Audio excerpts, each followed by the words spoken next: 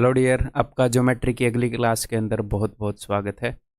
आगे बढ़ने से पहले एक छोटी सी बात कि भाई रोज़ काम कर रहे हो कि नहीं। मतलब हफ्ते में 5 से 6 दिन की बढ़िया एवरेज निकाल रहे हो कि नहीं। महीने में 25-26 दिन की एवरेज निकाल रहे हो कि नहीं। अगर उतना काम कर रहे हो तो ज़्यादा लोड मत लो दिमाग पर। अपनी इस प्रिपरेशन जर्नी को इंजॉयबल बनाओ, मज़ेदार बनाओ। ठीक है। काम को एज ए बर्डन मत लो। जो आप पढ़ रहे हो उसको एज ए बर्डन मत लो, उसको एज ए गेम लो। ठीक है। जब आप मॉक देते हो, कई बच्चे मॉक से डरते हैं। मैं मॉक में मज़ा लेता था, इंजॉय करता था। आज देखता हूँ कहाँ पर फंसूंगा और कहाँ पर इम्प्रूवमेंट होएगी। जब आप गेम खेलते हो, कई लोग तो उसमें भी इरिटेट हो जाते हैं, ये नहीं समझते कि एंटरटेनमेंट के लिए कर रहे हैं। जब आप गेम खेलते हो, लेवल क्रॉस नहीं होता तो हम बार बार ट्राई करते हैं। आप ये बोल देते हो कि सर मैं तो लेवल 1 में बार बार अटक रहा हूँ, मैं कब इम्प्रूव होऊंगा। नहीं, आपको पता है कि आज नहीं तो कल, नहीं तो परसों इम्प्रूव हो जाएंगे। यही है तैयारी। बस अलग तरह का गेम है, अलग तरह के रूल्स हैं, अलग तरह की स्किल इसमें चाहिए गेम से थोड़ी सी है। यहाँ पर गेम में भी हम एनालाइज करते हैं कि हाँ भाई, जैसे मैं पहले गेम खेलता था उसके एग्जाम्पल के थ्रू बता रहा हूँ, उस एक्सपीरियंस के थ्रू। मैक्स पेन एक गेम था कि अब की बार यहाँ छिप जाएंगे, फिर ऐसे भाग के ऐसे गोली मारेंगे। तो यही तो चीज़ है कि इस तरह के क्वेश्चन में प्रॉब्लम आ रही है, अगले मॉक से पहले उसे आप करोगे तो इसे गेमीफाई करो, इसमें मज़ा लो। जब अगर आप इसमें मज़ा लोगे तो आपको 8 घंटे से 10 घंटे बैठाना मुश्किल नहीं होएगा। खुद को 8 घंटे से 10 घंटे बैठाना मुश्किल नहीं होएगा। लेकिन आपको किसी काम के अंदर मज़ा नहीं आ रहा तो उसमें 6 घंटे बिताना भी मुश्किल हो जाएगा। जनरली उस बंदे को मज़ा आता है जो उस गेम में अच्छा हो। लेकिन मान लो आप इस गेम में अच्छे नहीं, तो आपका इंप्रूवमेंट वाला माइंडसेट है कि नहीं। अरे सब इंप्रूव करते हैं भाई। जब आप पैदा हुए थे तो क्या ही आता था आपको। लैंग्वेज भी बोलनी नहीं आती थी, जीभ हिलानी तक नहीं आती थी, हैं अभी कितने सटासट बोलते हो। तो इम्प्रूवमेंट कर जाओगे आप किसी भी स्टेज पर हो। ये बताओ उसके लिए रोज़ काम कर रहे हो कि नहीं। तो रोज़ उसके लिए काम करो, बिना प्रेशर के काम करो। ठीक है। इस चीज़ को एंजॉय करो, इस चीज़ को इम्प्रूव करने की कोशिश करो। सिर्फ मैथ में ही नहीं, हर एक सब्जेक्ट के अंदर ये कोशिश करो। ठीक है। फिर देखना है जर्नी, आप इसको याद करोगे कि कितना बढ़िया वक्त था। है किसी भी वक्त को अगर आप ज़िंदगी में ऐसे बनाते हो कि बहुत ही गंदा वक्त था, है उसको जानबूझ के खुद बेचारे बनते हो, मेरे ऊपर ये मुसीबतें आती थी, तो उस काम में सक्सेस भी हासिल नहीं होती। हालांकि आजकल ये ट्रेंड बन गया है कि अभी हम संघर्ष कर रहे हैं, ये है एक दिन दुनिया चमकेगी। कुछ नहीं चमकेगी। कुछ साल के बाद तुम्हें कोई जानेगा भी नहीं, भले ही आप सिकंदर हो, कुछ हो। आप कुछ टाइम के लिए इस धरती पर आए हो, चुपचाप बढ़िया से जी लो और खिसक लो। आप नहीं भी खिसकोगे तो खिसका दिए जाओगे, टेंशन मत लो, है मरोगे। तो कुल मिलाकर खुशी खुशी अपनी लाइफ के इस फेज को गुजारो, मेहनत करो। ठीक है। और दूसरा, शीशे में अपने आप से थोड़ी मोटी बातें करो कि भाई तू रोज पढ़ रहा है कि नहीं। वैसे दूसरों के सामने तो आप और स्मार्ट बन जाओगे कि मैं 10 घंटे की सीटिंग दे रहा हूँ। अपने मन में झाँकोगे तो कैसे और स्मार्ट बनोगे। तो उस पर्सन से बार बार मिला करो जिसको आपकी सच्चाई पता है, खुद से शीशे में कि हाँ भाई काम कर रहा है कि नहीं, नहीं कर रहा। फिर एक्सपेक्ट क्यों कर रहा है रिजल्ट। सच्चाई को एक्सेप्ट कर। क्यों एक्सपेक्ट कर रहा है रिजल्ट। अपने मन में मान ले आज ही फेल, उस दिन रिजल्ट आएगा, उस दिन एसएससी को पता चलेगा, सबको पता चलेगा। तू काम नहीं करा तो तेरे को तो आज ही पता है। तो रिस्पॉन्सिबल बनो थोड़े। अगर मन नहीं करा पढ़ने का तो कोई नहीं यार, अभी पढ़ना ज़रूरी है, अभी मेरे को पढ़ना चाहिए। ये मेरी लाइफ के लिए, मेरे आसपास वाले जो बंदे हैं उनकी लाइफ के अंदर ये इंप्रूवमेंट लाएगा। तो इतना थोड़ा सा मैं वो काम कर सकता हूँ जिसमें दिल ना करे करने का, और उस काम को भी थोड़ा इंटरेस्टिंग बनाने की कोशिश करूँ ताकि बीच का रास्ता हो जाए। थोड़ा सा अपने मन को समझा लूँ, थोड़ा सा उस काम को इंटरेस्टिंग बना लूँ, तो क्या होएगा। इस गेम को इतना कॉम्प्लेक्स मत बनाओ, ये है वो है ये है। कई लोग 3-3 4-4 साल लगा देते हैं। मेरे को अभी बोलो 2 महीने पहले मेरे को बताओ एक एग्ज़ाम है, बहुत बढ़िया मार्क्स लेकर आऊँगा। क्योंकि ईमानदारी से वहाँ पर मज़े लेकर लगेंगे हम। दिन के 10 घंटे अगर हमें कोई और काम नहीं है, साथ में अपनी एक हॉबी पकड़ लो। मान लो जिम जाना आपकी हॉबी है तो आप रोज़ जिम ना जा पाओ, ऑल्टरनेट डे चले जाओ। कुछ और काम करना है, ऑल्टरनेट डे 45 दिन कर लो, हफ्ते में 3 दिन, संडे को रेस्ट। 6 दिन में 3 दिन कर लो, 3 दिन मत करो। कैसे भी करके ये नहीं अब ज़बरदस्ती वो काम कर रहे हैं, कैसे भी करके ये काम कर जाओ बस, ठीक है। और एक सबसे बड़ा डिस्ट्रैक्शन की चीज़ जो कई बार मैं भी फील करता हूँ, जो अपना फ़ोन है, मज़ा इसमें नहीं है कि फ़ोन के अंदर घुस के फिर अपनी विल पावर को खर्चना इससे बाहर निकलने में, मज़ा है कि घुसना ही नहीं। फेंक दो इसको, बर्बादी का छोटा रूप, 6.1 इंच स्क्रीन, 6.7 इंच बर्बादी का पैकेट, इसमें घुसो ही मत। आपको उसके अंदर, मैं सोशल मीडिया की बात कर रहा हूँ, आपको सोशल मीडिया के अंदर रखने के लिए हजारों आदमी जॉब पे लगे हुए हैं कि कैसे इस बंदे को निकलने ना दिया जाए, हैं आर्टिफिशियल इंटेलिजेंस लगा रखी है कि कैसे इसको निकलने ना दिया जाए। तो आपको क्या लगता है उससे जीत जाओगे? और जीत भी गए तो कितनी विल पावर खर्च कर दोगे? विल पावर लिमिटेड सी होती है। जब आप कई काम अपनी मन ना चाहते हुए कई काम करोगे तो फिर एंड में आपकी, एक बंदा आपने ऐसे देखा है कि कई दिन से डाइटिंग कर रहा है, एक्सट्रीम डाइटिंग, कुछ भी तला हुआ नहीं खा रहा, कुछ भी ऐसी चीज नहीं खा रहा, एक्सट्रीम डाइटिंग, फिर एक दिन वो जोश में उठेगा और पता नहीं 20 परोठे खा गया है, 8 समोसे खा गया। ऐसे आप देख रहे हो भाई ये क्या हो गया, क्योंकि वो दूसरे एक्सट्रीम पर था, है ना। तो क्या है, विल पावर खर्च नहीं करनी, क्योंकि जब बहुत ज़्यादा खर्च कर देते हैं फिर एकदम से वो विल पावर बचती नहीं है? फिर you give in to those demands, है। तो समझ में आ रही है बात? अब स्टार्ट कर दें वीडियो को, आगे बढ़े, चलो जी। तो भाई हम सर्कल्स की क्लास को कंटिन्यू कर रहे हैं। लास्ट क्लास से क्वेश्चंस कंटिन्यू हैं, आगे बीच में कंसेप्ट बताऊंगा, नए क्वेश्चन करवाऊंगा। देखो बताओ इसको, in the figure A B and C are 3 points on a circle, okay, with centre O. और ये क्वेश्चन ऐसे हैं, कई बच्चों को ये लगेगा सर हमें स्ट्राइक नहीं हो रहे हैं, आपको स्ट्राइक नहीं हो रहे, मुझे स्ट्राइक हो जा रहे हैं। आपको एग्जाम क्लियर करने के लिए नंबर 1 बात, मेरे जैसा बनने की ज़रूरत नहीं है। मैं बहुत सारे सालों से ये सब्जेक्ट पढ़ा रहा हूँ, मेरे जैसा बनने की बिल्कुल भी ज़रूरत नहीं है, ठीक है। मेरे से 1/3 भी रह जाओगे तो आप full out of full marks ले आओगे। मैं ये अपनी तारीफ नहीं कर रहा, क्योंकि मैं बहुत सारी चीज़ें जानता हूँ, मेरा प्रोफेशन है ये, मेरा काम है ये, ठीक है। तो नंबर 1 आप एक क्लास में मेरे जैसे नहीं होगे। अब मैं डिमोरलाइज कर रहा हूँ नहीं, अगर मैं आपको असलियत ना बताऊं तो आप डिमोरलाइज होगे। ऐसे आपके दूसरे भाई दूसरे बहन जो कम्पिटिटिव एग्जाम की तैयारी कर रहे हैं, मैक्सिमम ये स्ट्रगल फेस करते हैं कि मैंने आपको क्वेश्चन बताया ज्योमेट्री के अंदर, आपने पहले कर लिया, बाद में पीडीएफ देखी, वहां पर स्ट्राइक नहीं हो रहा, या फिर आपको लग रहा था एक बार कर लिया तो दोबारा तो सीधा ही स्ट्राइक हो जाएगा, स्ट्राइक नहीं हो रहा। क्यों? क्योंकि मैंने आपको बताया था ना, ज्योमेट्री के अंदर बहुत ज्यादा छोटे छोटे कंसेप्ट हैं। अब क्वेश्चन बनाने के लिए इन 3 के ऊपर बना देगा, इन 3 के ऊपर बना देगा, इन 2 के ऊपर बना देगा, इन 2 के ऊपर बना देगा, ठीक है, इन 4 के ऊपर बना देगा, किन्हीं भी 3 4 2 1 कंसेप्ट का कॉम्बिनेशन मिल सकता है। तो क्या, तो भैया कंसेप्ट्स को रिवाइज करो, जो कंसेप्ट नोट्स हैं उनको बार बार रिवाइज करो, और इन क्वेश्चन को, ज्योमेट्री की पीडीएफ को बाकी चैप्टर्स की पीडीएफ के मुकाबले 1 बार 2 बार या 3 बार ज़्यादा करो। फिर क्या होएगा, फिर थोड़े से जल्दी दिखने लग जाएंगे, इसके अंदर इंप्रूवमेंट होगी लेकिन थोड़े से अलग तरीके से। एक तो ये नोट्स बहुत ज़्यादा रिवाइज करने हैं, इसके रोज रिवाइज करने लग जाओ, भले ही अरिथमेटिक रिवाइज करने का दिन हो, एडवांस रिवाइज करने का दिन हो, ज्योमेट्री के नोट्स को रोज रिवाइज करने लग जाओ, ये जो कंसेप्ट नोट्स मैंने आपको बनाने के लिए बोले हैं, ठीक है। तो फिर बाद में धीरे धीरे जैसी हमारे सामने बीमारी होएगी वैसा इलाज होएगा, है ना। तो धीरे धीरे इसमें इंप्रूव करने लग जाओगे। तो अभी अगर एक आधी बार फंस रहे हो, कोई दिक्कत नहीं है, बिल्कुल घबराने की बात नहीं है। काम करने के लिए तैयार हो कि नहीं ये बताओ। अगर काम करने के लिए तैयार हो तो घबराने की बात ही नहीं है, रिजल्ट आएगा, ठीक है। काम करो बस। In the figure ABC are 3 points on a circle with center O. The chord BA is extended to a point T. जैसे अब मेरे को हर एक क्वेश्चन का सॉल्यूशन याद थोड़ी होगा, इसको ऐसे करना था, इसको ऐसे करना था। एक आधे टिपिकल क्वेश्चन है, उनका दिमाग में स्टक रह जाता है कि हाँ ये ऐसे करना था, है ना। तो भैया ऑन द स्पॉट देखेंगे, अच्छा ऑल्टरनेट ये 50 है, ये 50 है, ऐसे देखेंगे। The code BA is extended two point T such that CT becomes a tangent. CT एक टेंजेंट है, तो इन चीज़ों को यूज़ करेंगे कि ये टेंजेंट है, सेंटर से 90 डिग्री खींचेगा। Angle ATC is 30, angle ACT ये पूरे वाला एंगल है भैया 50।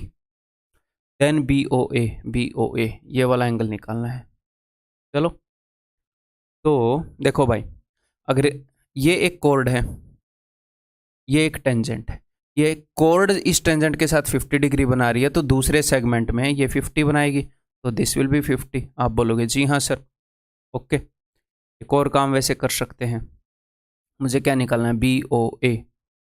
ये वाला एंगल कितना हो गया, ये इस ट्रायंगल के according C T A, C T A 50 30, ये वाला हो जाएगा 80।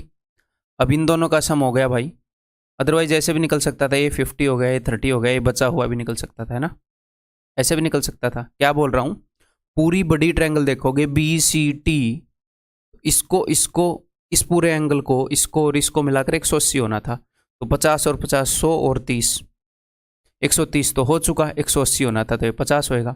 अदरवाइज ऐसे भी निकाल सकते थे, 50 और 30 मैंने 80 कर दिया, तो भैया 80 50 कि ये कितना हो गया, 180 हो जाए। तो कई तरीके हैं निकालने के ना। अगर ये वाला एंगल 50 है तो ये वाला एंगल 100 हो जाएगा, सरकमफ्रेंस पर 50 बना तो सेंटर पर 100 बना। और भी तरीके होंगे, शायद हम यहाँ से इसको जोड़े तो भी शायद निकलाए, ऐसे ऐसे अपने तरीके हैं। Answer is 100। ज्योमेट्रिक इक्वेशन ये है इस टाइप के, कई तरीके से निकल सकते हैं, तो घबराना नहीं है भाई। Next, in the figure xy is a tangent to the circle with center O at A, ठीक है। if angle BAX is 70, angle BAX, ये पूरा एंगल जो है ये 70 है, ठीक है भाई। एंगल BAQ इज 40, BAQ ये वाला जो एंगल है ये 40 है, ठीक है। ABQ माइनस EAB, अच्छा ठीक है देख लेंगे, ABQ माइनस EAB, इस एंगल में से ये एंगल घटाएं, मतलब इन दोनों एंगल की वैल्यू निकालें। अगर ये पूरा 70 ये 40 है तो ये 30 होएगा, ठीक है। अब देखते हैं कैसे निकालेंगे। देखो ध्यान से मेरी बात सुनो, कोड AQ, बिकॉज मुझे वो निकालना है, तो मैं देख रहा हूं कि भैया ये बाहर कहीं बन रहा है क्या। कोड AQ इस टेंजेंट XY के साथ 30 डिग्री बना रही है AQ, तो ये कोड दूसरे सेगमेंट में ऑल्टरनेट सेगमेंट थ्योरम के कारण यहाँ 30 बना रही है, तो यहाँ भी 30 बनाएगी, ठीक है जी, ओके। ये तो मिल गया, अब ये निकालना है। ये कैसे निकलेगा, ये पूरा एंगल 90 डिग्री का है, क्यों, क्योंकि ये सेंटर से आई हुई लाइन है, रेडियस है, और ये टेंजेंट है, तो ये पूरा एंगल 90 डिग्री का है, ओके। इस 90 डिग्री में से 70 डिग्री यहाँ पर कवर हो गए, तो ये 20 डिग्री का हो जाएगा, ठीक है। 30 माइनस 20 10, तो answer will be option D, okay. Next, PT is a tangent at the point R on a circle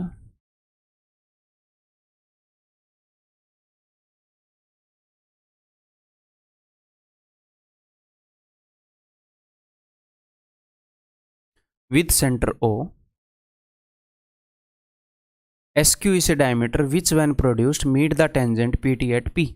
SQ diameter है जो PT टेंजेंट को P पर मिलता है जब एक्सटेंड किया जाए, तो ऐसे एक्सटेंड किया जाता है SQ ताकि P पर मिले। ये लो, if angle SPT is 32, then what will be the measure of QRP? QRP, ये तो अपने वाला नाम आ गया QRP। देखो वैसे आपको मैं चीज़ें वो सारी देने की कोशिश कर रहा हूँ जो कहीं पर भी नहीं मिलती, जो लोग नहीं सोचते। मैं इस तरीके से अपनी तरफ से कोशिश कर रहा हूँ पढ़ाने की, कि जैसे एक स्टूडेंट को पढ़ना चाहिए, वैसे नहीं कि मैं चीज़ों को इस वे से दिखा दूँ कि मैं महान बन जाऊँ, नहीं। मैं 7 साल से मैथ्स करा रहा हूँ, ठीक है। जैसे आप एक स्टूडेंट को पढ़ना चाहिए, उसके लिए जो बेस्ट होएगा है, तो उसके लिए जो जो भी चीज़ें की जा सकती हैं अपनी तरफ से 100% एफर्ट डाल रहा हूँ भाई। आप भी 100% एफर्ट डालो, मज़ा आ जाएगा। देखो QRP हमने बताना है, चलिए जी देखते हैं। ये डायमीटर है, ये 90 डिग्री हो जाएगा, ये 32 है, ये मैंने बताना है। अगर मैं वो बता दूं, और कुछ इसने इन्फॉर्मेशन दी है और कुछ इन्फॉर्मेशन नहीं दी है, देखते हैं। Theta theta this will be 90 minus theta, तो 90। एक तरीका तो मेरे को आ गया, दूसरा तरीका देखते हैं। दूसरा तरीका, अगर मैं इसको यहाँ से ऐसे खींच दूँ तो ये 90 हो जाएगा, ठीक है। अगर ये 90 हो गया,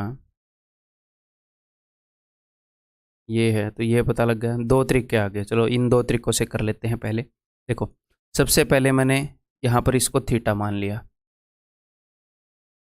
ये मैंने निकालना था। मैं ये देख रहा था कि भैया ऑल्टरनेट सेगमेंट थ्योरम कहीं पर लग रहा है क्या, इसको मैंने थीटा मान लिया। तो ये कोड इस टेंजेंट के साथ थीटा बना रही है, तो यहाँ पर भी थीटा बनाएगी। आप बोलोगे जी हाँ सर, वेरी जीनियस, थैंक्स। यहाँ पर 90 डिग्री है, बिकॉज डायमीटर को भी मैं यूज़ करना चाह रहा था। डायमीटर यहाँ पर 90 डिग्री बना रहा है, तो फिर ये वाला एंगल क्या हो जाएगा, ये थीटा है तो ये हो जाएगा 90 माइनस थीटा। 180 में से 90 यहाँ पर कवर हो गया। अब ये एक्सटीरियर एंगल है, तो इन दोनों का सम जो है इसके बराबर होना चाहिए। तो 32 plus theta, 32 plus theta is equal to 90 minus theta. तो थीटा अगर इधर आएगा तो 2 theta is equal to 90 minus 32, 58 and theta is equal to 29। मतलब कई रास्ते होंगे यहाँ तक पहुँचने के, और भी देखते हैं दूसरे मेथड से। यहीं पर देखता हूँ जो दूसरा दिमाग में आया था, यहाँ से अगर मैं ऐसे, बिकॉज ये टेंजेंट है, देखो या तो टेंजेंट के साथ 90 डिग्री बना लो, उसी से ऑल्टरनेट सेगमेंट थ्योरम प्रूव होता है। तो इन दोनों में से कोई भी एक यूज करना, लगभग ऑलमोस्ट हर एक क्वेश्चन में सेम ही रिजल्ट देता है। तो मैंने टेंजेंट के साथ ये बना लिया, तो उस केस में ये पूरा 90 है। आप बोलोगे जी हाँ सर ये 90 है, तो ये क्या हो जाएगा, ये हो जाएगा मेरे भाई 90 माइनस 32, इन दोनों का सम, तो ये हो गया 58। अब अगर ये 58 है तो ये दोनों तो इक्वल है, आइसोस्केलस बन रहा है। तो अब आप ये वाला एंगल निकाल पाओगे, आप ये वाला एंगल निकाल पाओगे। जी हाँ, अगर ये वाला निकाल पाए तो उसमें से 32 घटा देना, क्योंकि एक्सटीरियर एंगल है, ये आ जाएगा। ये वाला अगर निकाल पाए तो 90 में से उसको घटा देना, थीटा आ जाएगा। समझ रहे हो, क्योंकि पूरे एंगल का सम 90 है। एक दूसरा ये तरीका स्ट्राइक हुआ था, कोई और तीसरा तरीका हो QRP का। ये वाला एंगल किसी तरह निकल रहा हो, ये 32 है, और तो नहीं मेरे ख्याल कोई तरीका मिल रहा है फिलहाल। अब पे यही है, दो तरीका इज मोर देन एनफ, ठीक है। तो next question 4, in a circle with centre O, PQR is a tangent at the point Q.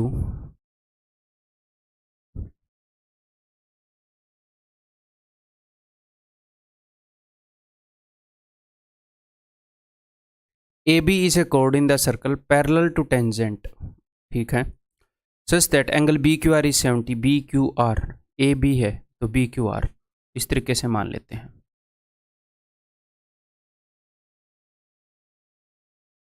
PQR this is equal to 70, ठीक है। यह AB और ये दोनों पैरेलल हैं। What is the measure of AQB? AQB का मेजर क्या है, ये वाला। अगर हमें एग्जैक्टली ये पता हो कि ये कोड जो है ये सेंटर के नीचे है या ऊपर है, अभी मैं अंदाज़ा नहीं लगा पाया कि सेंटर के नीचे है या ऊपर है। अगर नीचे है तो ये 90 से बड़ा होता, ऊपर है तो 90 से छोटा होता, तो यानी कि कोड 90 से ऊपर है। हालांकि यहाँ पर फ़र्क नहीं पड़ेगा इस चीज़ से कि आपने कहाँ पर ड्रॉ करी है, देखते हैं जब तक आप रूल्स ठीक लगाते रहोगे। तो ये दोनों कौन सा निकालना था हमने, AQB, ये वाला, ठीक है। ये दोनों पैरेलल हैं, तो भैया ये 70 है तो ये भी 70 होएगा। जी हाँ, क्लियर है। Z बन रहा है, Z बन रहा है, Z इज बनिंग यहाँ पर, ठीक है। अब ये जो कोड है BQ, ये इस टेंजेंट के साथ 70 डिग्री बना रही है, तो ऑल्टरनेट सेगमेंट में 70 बनाएगी। आप बोलोगे जी हाँ, तो 70 70 140, ये बच गया 40, 180 होता है तीनों एंगल्स का सम। So that is option A.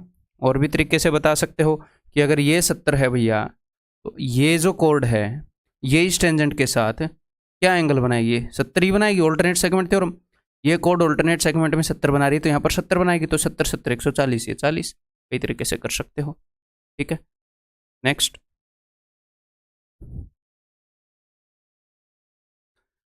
Tangents AB and AC are drawn to a circle from point A, ठीक है भाई। जब एक पॉइंट से टेंजेंट खींचे जाए ना भाई, तो ऐसे मतलब पहले यही काम कर लिया करो कि एक पॉइंट से टेंजेंट आप खींच दो, है ना, प्यार से टेंजेंट खींच दो, फिर वो पॉइंट लिया करो। कई बंदे पॉइंट ले लेते हैं फिर स्ट्रगल करते रहेंगे।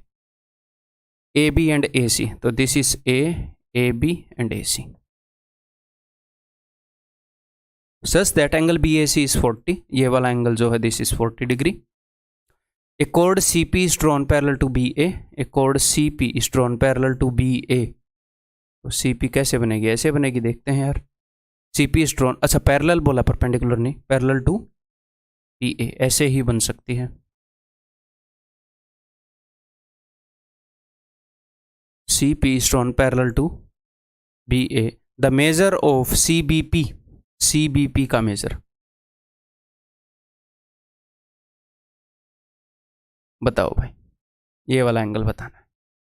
अब यहाँ पर एक आपके मन में डाउट आया होगा कि ऐसे है BA तो इसके पैरेलल तो ऐसे आएगा, कोड नहीं बनेगी, सर्कल से बाहर चली जाएगी, ठीक है, तो ऐसे ही फिर खींचनी पड़ेगी। मेजर ऑफ एंगल CBP, तो ये वाला एंगल 40 है, वो वाला एंगल हमने निकालना है, ठीक है जी। तो इसको हम, हाँ ये तो वही सिचुएशन होगी, रट भी इसको सकते हैं बट टिक करते हैं, चलो। ये दोनों पैरेलल हैं, ये 40 है, तो ये वाला एंगल इसके इक्वल है, ये आ जाएगा, ये आ जाएगा, अगर ये आ जाएगा, ठीक है जी, बन गई बात। आप सोचो सोचो, देखो एक पॉइंट से, इसको करने के भी कई तरीके होंगे, एक पॉइंट से दो टेंजेंट खींचे गए तो ये दोनों इक्वल होंगे, tangents drawn from single point, ठीक है। तो अगर ये 40 डिग्री है तो बाकी का 180 में से 40 गया 140, ये भी 70 हो गया, ये भी 70 हो गया, ये दोनों, ठीक है। अब ये वाली जो कोड है ये इस टेंजेंट के साथ 70 बना रही है, तो ऑल्टरनेट सेगमेंट में यहाँ पर 70 बनाएगी। अब बोलोगे जी हाँ 70 बनाएगी, और ये दोनों पैरेलल भी दे रखे हैं उसने, ऐसे जेड बन रहा है कि नहीं, जेड बन रहा है, अगर ये 70 है तो ये भी 70 होएगा, ऑल्टरनेट इंटीरियर एंगल। और ये बताना है 70 70 140, तो ये बन गया 40, ठीक है। तो that is option D. Clear है, आगे बढ़ें। ये देखो जी,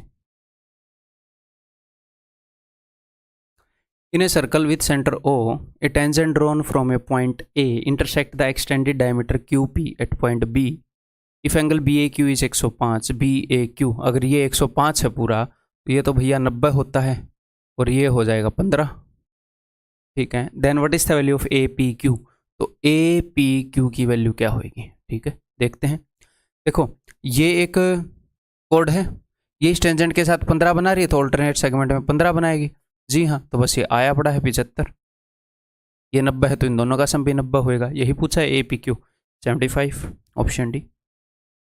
तो इन क्वेश्चंस का कुछ इलाज नहीं है, आपने टेंशन नहीं लेना, जहाँ पर मेंटल टेस्ट देने की ज़रूरत है वहाँ पर दे रहा हूँ, जहाँ पर जो चीज़ देने की ज़रूरत है वो दे रहा हूँ, जो चीज़ करने की ज़रूरत है जिस प्रॉब्लम के लिए वो बता रहा हूँ, बस उनको फॉलो करते रहो, ठीक है। मेरे 7 साल का एक्सपीरियंस इस चीज़ में काम नहीं आएगा कि आपको डरा दूँ, आपको छोटा दिखा दूँ, अपने आप को बड़ा बना दूँ, इस चीज़ में काम आएगा कि बच्चे कहाँ पर प्रॉब्लम फील करते हैं, मैं उनका सॉल्यूशन निकालने में दिमाग लगाऊं। अगर मैं इस चीज़ को बार बार कर रहा हूं तो मैं सोच सकता हूं कि इस मेथड से ये ज़्यादा बेटर इंप्रूव होएगा,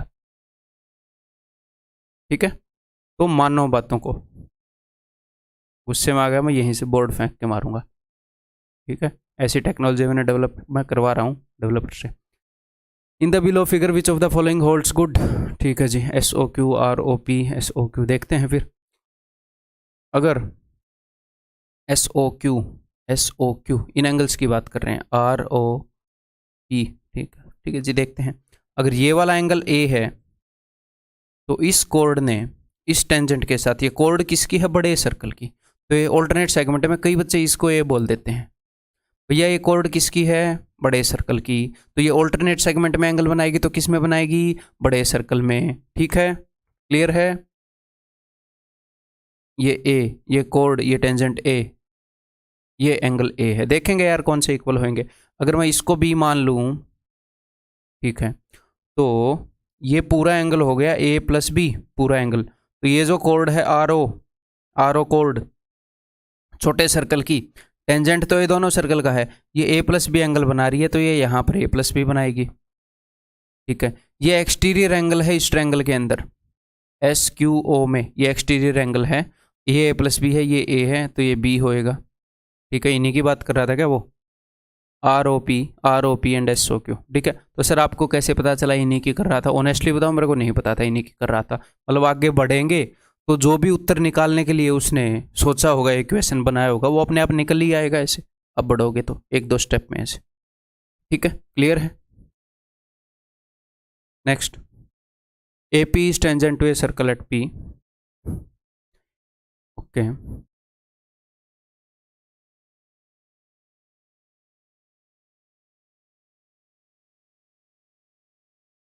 ABC is a secant,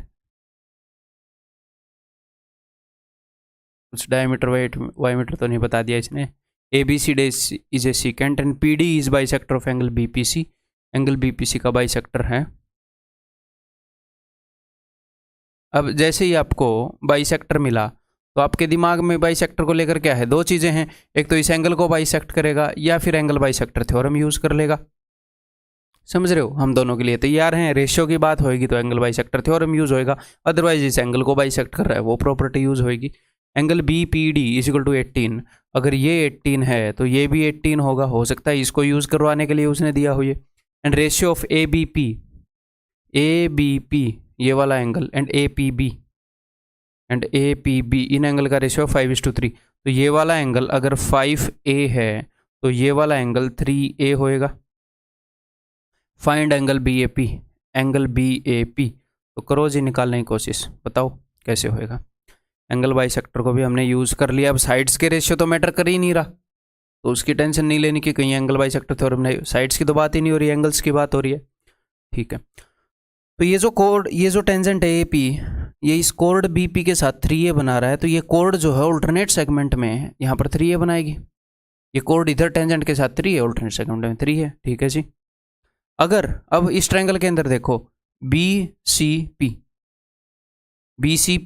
इसमें ये एक्सटीरियर एंगल है 5A, तो 5A इसके और इसके सम के बराबर होएगा। अगर इसके और इसके सम के बराबर 5 है तो 3A में क्या जोड़ोगी, 5A है 2A, तो this is equal to 2A। 2A की वैल्यू है 2 बार 18, तो A की वैल्यू हो जाएगी 18, A की वैल्यू हो जाएगी 18। ठीक है, अब तो सब कुछ आया पड़ा है। एंगल BAP अब तो आया पड़ा है, 5 और 3 8 है, तो एक A की वैल्यू 18 है, 5 और 3 8 है, 18 8 है 144, तो 180 में से 144 कटा दो 36। Option D, option B. Next,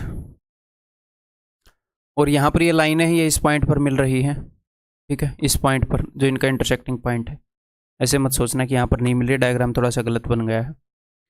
in the given figure CD is a direct common tangent, okay, two 2 circles intersecting each other at A and B, okay भाई। Then angle CAD and CBD is equal to what, बताओ।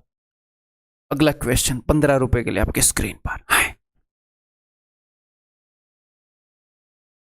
तो देखो भाई, कौन कौन से angle का सम पूछा है, CBD और CAD। तो देखते हैं यहाँ तक पहुँचने की। अगर मैं इस एंगल को थीटा मान लूँ या फिर A मान लूँ, इस एंगल को A मान लूँ, तो इस वाले सर्कल के अंदर आ जाओ, सर्कल नंबर 1 के अंदर।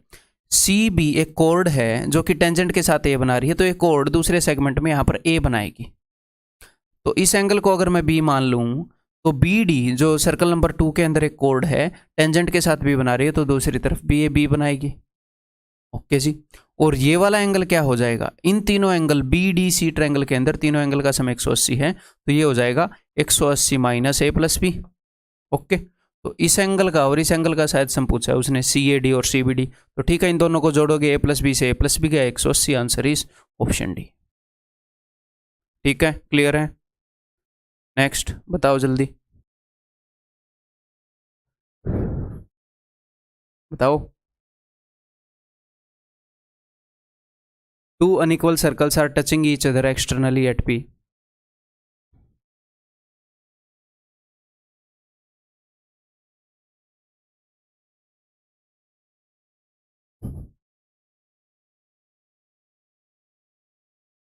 APB and CPD are 2 secants। ठीक है, secant हिंदी में बोलते हैं छेदी का, यहाँ पर लिख रखी है। ठीक है, cutting at A, B, C and D। अच्छा, एक तो APB है, तो यानी कि ये एक सीकेंट है APB और CPD। मज़ेदार क्वेश्चन है, एग्जाम में आया हुआ है अपने CDS के अंदर। विच of the following is correct, तो देखता हूं आप कर पाओगे कि नहीं। जो ABCD है, ABCD है, मतलब इसने कौन कौन सी बताई है, APB, और इसने बताई है CPD मैंने ऐसे बना ली। ये एक तो इसको, अच्छा ACBD बोला है, मैंने गलत पढ़ लिया, ACBD, हाँ ठीक बोला है, वही मैं बोल रहा था कि ऐसे नहीं बोलना चाहिए इसको, इस क्वाड्रिलेटरल को आप ABCD नहीं बोल सकते, ठीक है, नहीं तो ABCD गलत हो जाएगा, ACBD है। तो ये क्या है, देखो मजेदार क्वेश्चन है, क्या कर सकते हैं हम यहाँ पर।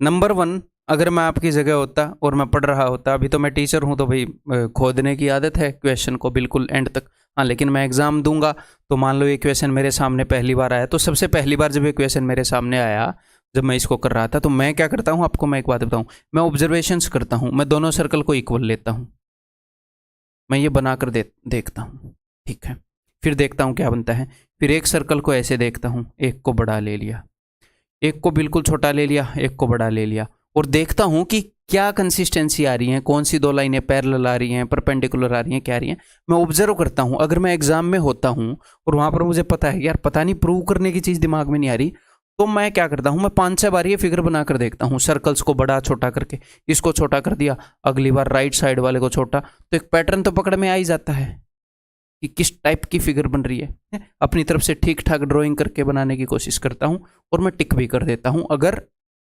मुझे श्योरिटी हो गई कि हाँ इनमें ये मामला है, और उस वक्त मेरे पास टाइम नहीं है इसको प्रूव करने का, या फिर ऐसे क्वेश्चन को मैं लास्ट के लिए छोड़ता हूं, और मतलब लास्ट में ही मैं ये सब करूंगा, तब मैं डिसाइड करूंगा कि इसके थ्रू जाऊं, अगर इसमें 100% कॉन्फिडेंट हो गया, या इसमें कॉन्फिडेंट नहीं हो रहा तो मैं छोड़ भी दूंगा, ठीक है, या फिर प्रूव करने की कोशिश करूंगा, टाइम बचेगा तो, समझ रहे हो। तो ये भी एक टेक्निक है कि आप ऐसे बना बना के देखोगे ऐसे।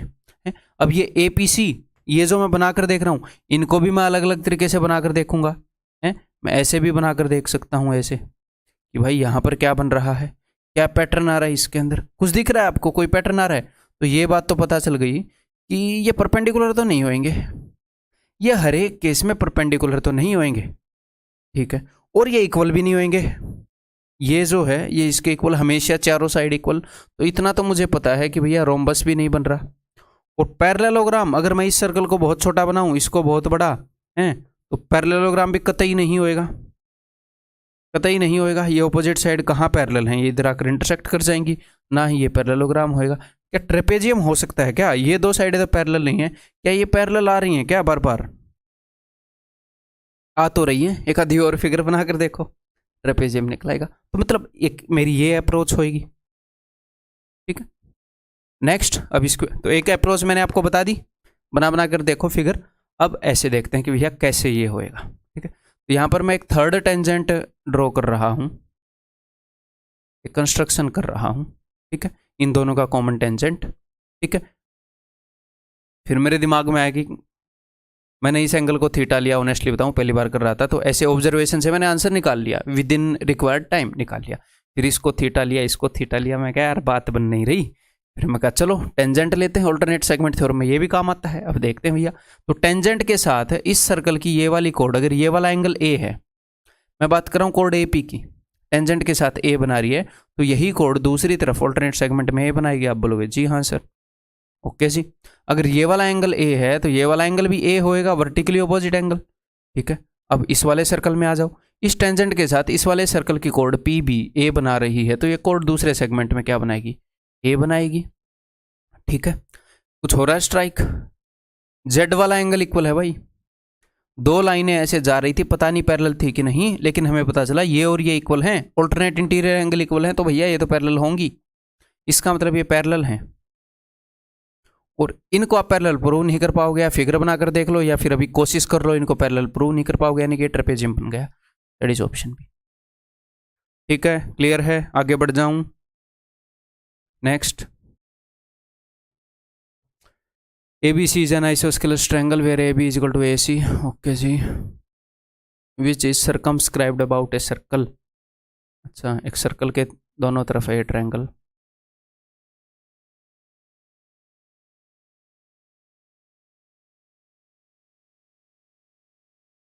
AB is equal to AC.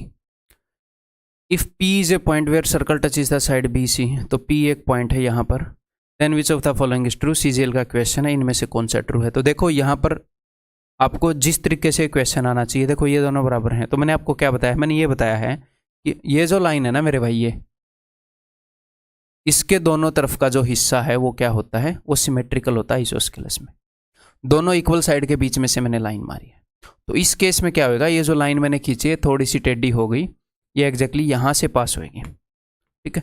तो इतनी का आपको सिमेट्री की सेंस होनी चाहिए कि इस क्वेश्चन में आप प्रूव ना करो, हम प्रूव कर सकते हैं बट आप प्रूव ना करो और आप बोल दो BP is equal to PC, that's it. अगर आपको प्रूव करनी है आप खुद करोगे।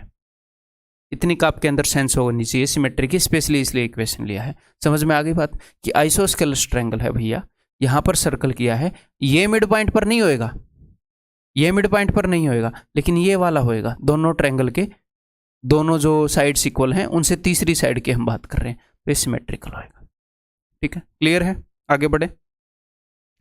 नेक्स्ट भाई, अब अगला कंसेप्ट कर रहे हैं और इसके ऊपर बेस्ड क्वेश्चंस करेंगे, ठीक है, टेंजेंट्स के नंबर और लेंथ के ऊपर।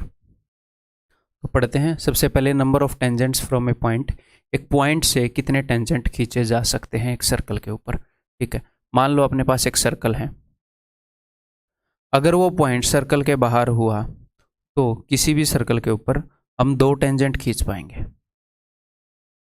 अगर पॉइंट सर्कल से बाहर हुआ तो उस पॉइंट से 2 टेंजेंट खींच सकते हैं, ठीक है। अगर वो पॉइंट सर्कल के ऊपर हुआ तो उस पॉइंट से 1 टेंजेंट जाएगा, उसी वही पॉइंट ऑफ कांटेक्ट भी बन जाएगा टेंजेंट का और सर्कल का, उसी पर स्पर्श रेखा उसको स्पर्श करेगी। और अगर वो पॉइंट सर्कल के अंदर हुआ तो वहां से आप टेंजेंट नहीं खींच सकते, ठीक है, यहां से टेंजेंट नहीं खींच सकते। तो बात समझ में आ गई। Number of tangents from A point, एक पॉइंट से कितने टेंजेंट खींचे जा सकते हैं एक सर्कल पर। Next, number of common tangents, common tangent यानी कि 2 सर्कल्स में कॉमन टेंजेंट कितने हो सकते हैं, ये डिपेंड करता है वो सर्कल कहाँ कहाँ पर है।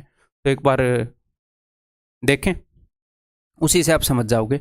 मान लो 2 सर्कल दूर दूर हैं तो 2 तरह के टेंजेंट होते हैं, एक तो ये वाले हैं, इन वाले टेंजेंट में क्या होता है, ये टेंजेंट है, ये सेंटर्स को ज्वाइन करने वाली जो लाइन है ना उसको काट रहे होते हैं, सेंटर्स को ज्वाइन करने वाली लाइन को ये काट रहे होते हैं, इसको बोलते हैं ट्रांसवर्स टेंजेंट, तिरछी स्पर्श रेखा। यह ट्रांसवर्स टेंजेंट तिरछी स्पर्श रेखा, यह सीधी स्पर्श रेखा डायरेक्ट टेंजेंट। ये लाइन ज्वाइनिंग दी सेंटर को नहीं काट रहे, दोनों सेंटर एक ही तरफ है तो कैसे काटेंगे, ये वाले के एक सेंटर उधर था एक उधर था, ठीक है। तो कितने टेंजेंट हो गए भैया, कितने टेंजेंट हो गए, 4। 2 सर्कल्स अगर दूर दूर हैं तो 2 तो ट्रांसवर्स टेंजेंट हो गए, 2 डायरेक्ट टेंजेंट हो गए। अब अगर ये एक दूसरे के पास आ जाएं तो, जैसे ध्यान से देखिएगा खुद, अगर एक दूसरे के पास आ जाएंगे और एक दूसरे को टच कर देंगे, टच करते ही 3 टेंजेंट हो जाएंगे, 2 तो डायरेक्ट, 1 ट्रांसवर्स। अब एक दूसरे के अंदर घुस गए तो ट्रांसवर्स वाला टेंजेंट तो बना ही नहीं पाओगे आप। अब ये अंदर घुस रहे हैं, देखते हैं क्या होगा। जब ये कंप्लीटली उसके अंदर घुस जाएगा तो एक ही टेंजेंट खींच पाएगा, जब इंटरनली टच करेंगे तो एक ही टेंजेंट खींचेगा, और ये कंप्लीटली अंदर घुस जाएगा तो एक भी टेंजेंट नहीं खींचेगा। समझ में आ गई बात, क्लियर है। ऐसा ही सीन होएगा, ये यहां से निकल ले या वहां से निकल ले, देखो इंटरनली टच किया 1 टेंजेंट, बाहर निकल गया, इंटरसेक्टिंग है तो 2 टेंजेंट, इंटरसेक्टिंग सर्कल्स में दोनों डायरेक्ट टेंजेंट होंगे। एक्सटर्नली टच किया तो 1 2 3 टेंजेंट, अगर टच ही नहीं कर रहे तो 4 टेंजेंट। समझ में आ गई बात। इसमें मेरे को कुछ रटवाने की जरूरत है, बिल्कुल भी रटवाने की जरूरत नहीं है, खुद बना लोगे अपना डायग्राम। आपको बड़ी ऐसी एनिमेशन दिखा दी है, जैसे बेसिक कोर्स के अंदर मैं चीज़ें दिखाता हूँ। मज़ा आया, ये मज़ा मैं पूरे भारत को देना चाहता हूँ। नेक्स्ट, तो अब नेक्स्ट जो चीज़ है दैट इज लेंथ, टेंजेंट्स की लेंथ। तो यहाँ पर मैं चीज़ों को प्रूव नहीं करूँगा, डायरेक्टली आपको रिजल्ट दे रहा हूँ, डायरेक्टली आपके दिमाग में फिट कर दूंगा। देखो, अगर हमारे पास डायरेक्ट टेंजेंट है 2 सर्कल्स का PQ, या फिर ट्रांसवर्स टेंजेंट है, हिंदी भी मैंने लिख रखी है, दोनों में राइट एंगल ट्रायंगल बनती है। दोनों की लंबाई निकालने के लिए राइट एंगल ट्रायंगल बनती है। उनमें से हाइपोटेन्यूज क्या होता है, हाइपोटेन्यूज क्या होता है मेनली तो ये मैटर करता है, क्योंकि आप 3 4 5 बना लो या आप 3 4 5 बना लो, ट्रायंगल तो एक ही है, 3 4 5 3 4 5। सिर्फ मैटर ये करता है कि हाइपोटेन्यूज 5 होना चाहिए, 3 और 4 तो अपनी साइड स्विच कर सकते हैं। तो आपको एक ही चीज याद रखनी है, क्या, देखो जो हाइपोटेन्यूज है वो होएगा डिस्टेंस बिटवीन दी सेंटर्स। अगर ये C1 है ये C2 है। हाइपोटेन्यूज हमेशा चाहे डायरेक्ट कॉमन टेंजेंट हो, इसको एक बार सीख लोगे देन आपको पता चल जाएगा मैं क्या बात कर रहा हूं। अभी हो सकता है थोड़ा सा अजीब लग रहा हो, चाहे डायरेक्ट कॉमन टेंजेंट हो या ट्रांसवर्स टेंजेंट हो, हाइपोटेन्यूज हमेशा होएगा डिस्टेंस बिटवीन द सेंटर्स। अब एक साइड बनेगी रेडियस से और दूसरी होएगी अपना टेंजेंट। हम किसी टेंजेंट की लंबाई निकालने की बात कर रहे हैं, अब मैं डायरेक्ट टेंजेंट की बात कर रहा हूं। एक साइड तो होएगी डायरेक्ट टेंजेंट, अगर मैं ट्रांसवर्स टेंजेंट की बात करूं तो एक साइड होएगी ट्रांसवर्स टेंजेंट। उसको यहां ले लो यहां ले लो, फर्क नहीं पड़ता। डी से डायरेक्ट, डी से डिफरेंस, दूसरी साइड होएगी difference of radius, difference of radius. यानी कि अगर इसका रेडियस r1 है और इसका रेडियस r2 है तो r1 माइनस r2 मॉड्यूलस, ठीक है, डिफरेंस। डी से डायरेक्ट, डी से डिफरेंस, हिंदी वाले भी याद रख लेना भाई, ठीक है। तो अब अगर मैं आपको क्वेश्चन दे दूं कि दो सर्कल हैं, उनके सेंटर के बीच में इतना डिस्टेंस है, मान लो मैंने बोल दिया उनके सेंटर के बीच में वही डिस्टेंस है 5 सेंटीमीटर का, तो मैं यहां पर लिख दूंगा 5, क्लियर है। और मैं बोल दूं एक का जो रेडियस है वो 7 है, दूसरे का रेडियस 4 है, तो आप क्या बोलोगे 7 और 4 में फर्क क्या है 3, तो 3 और 5 आ गए। आप बोलोगे जी 3 4 5, टेंजेंट की लंबाई 4।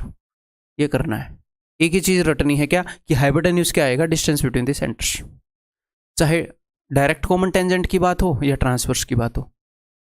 ट्रांसवर्स टेंजेंट में क्या होएगा, सेम राइट एंगल ट्रायंगल बनेगी, हाइपोटेन्यूज आएगा डिस्टेंस बिटवीन द सेंटर्स, और वो ये चीजें आपको देगा, टेंशन मत लो, ठीक है ना। एक आ जाएगा ट्रांसवर्स टेंजेंट क्योंकि हम उसकी लेंथ निकाल रहे हैं।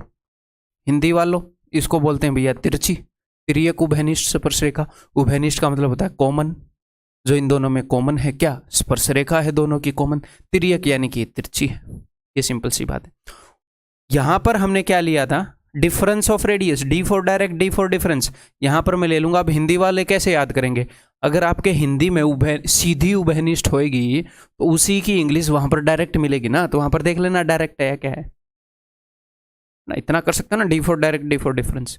तो ट्रांसवर्स टेंजेंट में यहां पर क्या होगा, यहां पर होएगा सम ऑफ रेडियाइज, यहां पर डिफरेंस था, यहां पर सम है। सेम उसी तरीके से ट्रायंगल बनाओगे, वो आपको इन तीन में से कोई भी दो देगा। अब हाँ, कई बच्चों को ये लगता है सर्कल इक्वल हुए तो रेडियस के बीच में सम जो डिफरेंस है वो 0 आ जाएगा, इक्वल रेडियस के हुए, कोई नहीं, ये काम करेगा हमेशा, सर्कल कैसे भी हो, ठीक है। सर्कल टच कर रहे हो, दूर हो, बराबर हो, छोटे हो, बड़े हो, फर्क ही नहीं पड़ता जी, ये हमेशा काम करेगा। क्लियर है, समझ में आ गई बात। इन तीन में से दो दे के तीसरी पूछ लेता है वो, चाहे आप कंस्ट्रक्शन करके इस क्वेश्चन को सोल्व कर लो, है सबसे ज्यादा फास्ट ये पड़ेगा, रटने की भी झंझट नहीं है, मैंने आपको समझा दिया, सबसे ज्यादा फास्ट होएगा, ठीक है। अब क्वेश्चन को करें एक्चुअल में आए हुए questions.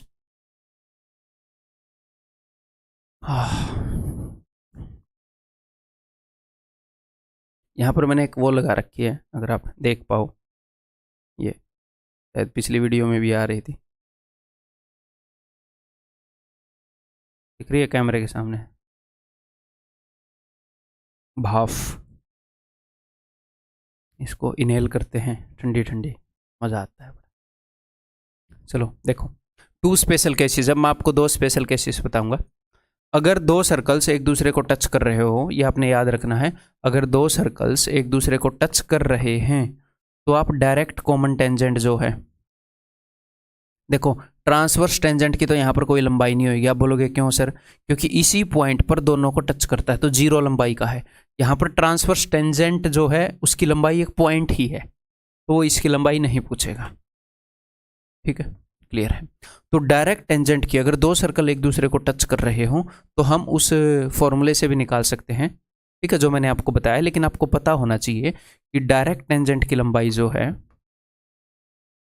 That will B 2√r1 r2।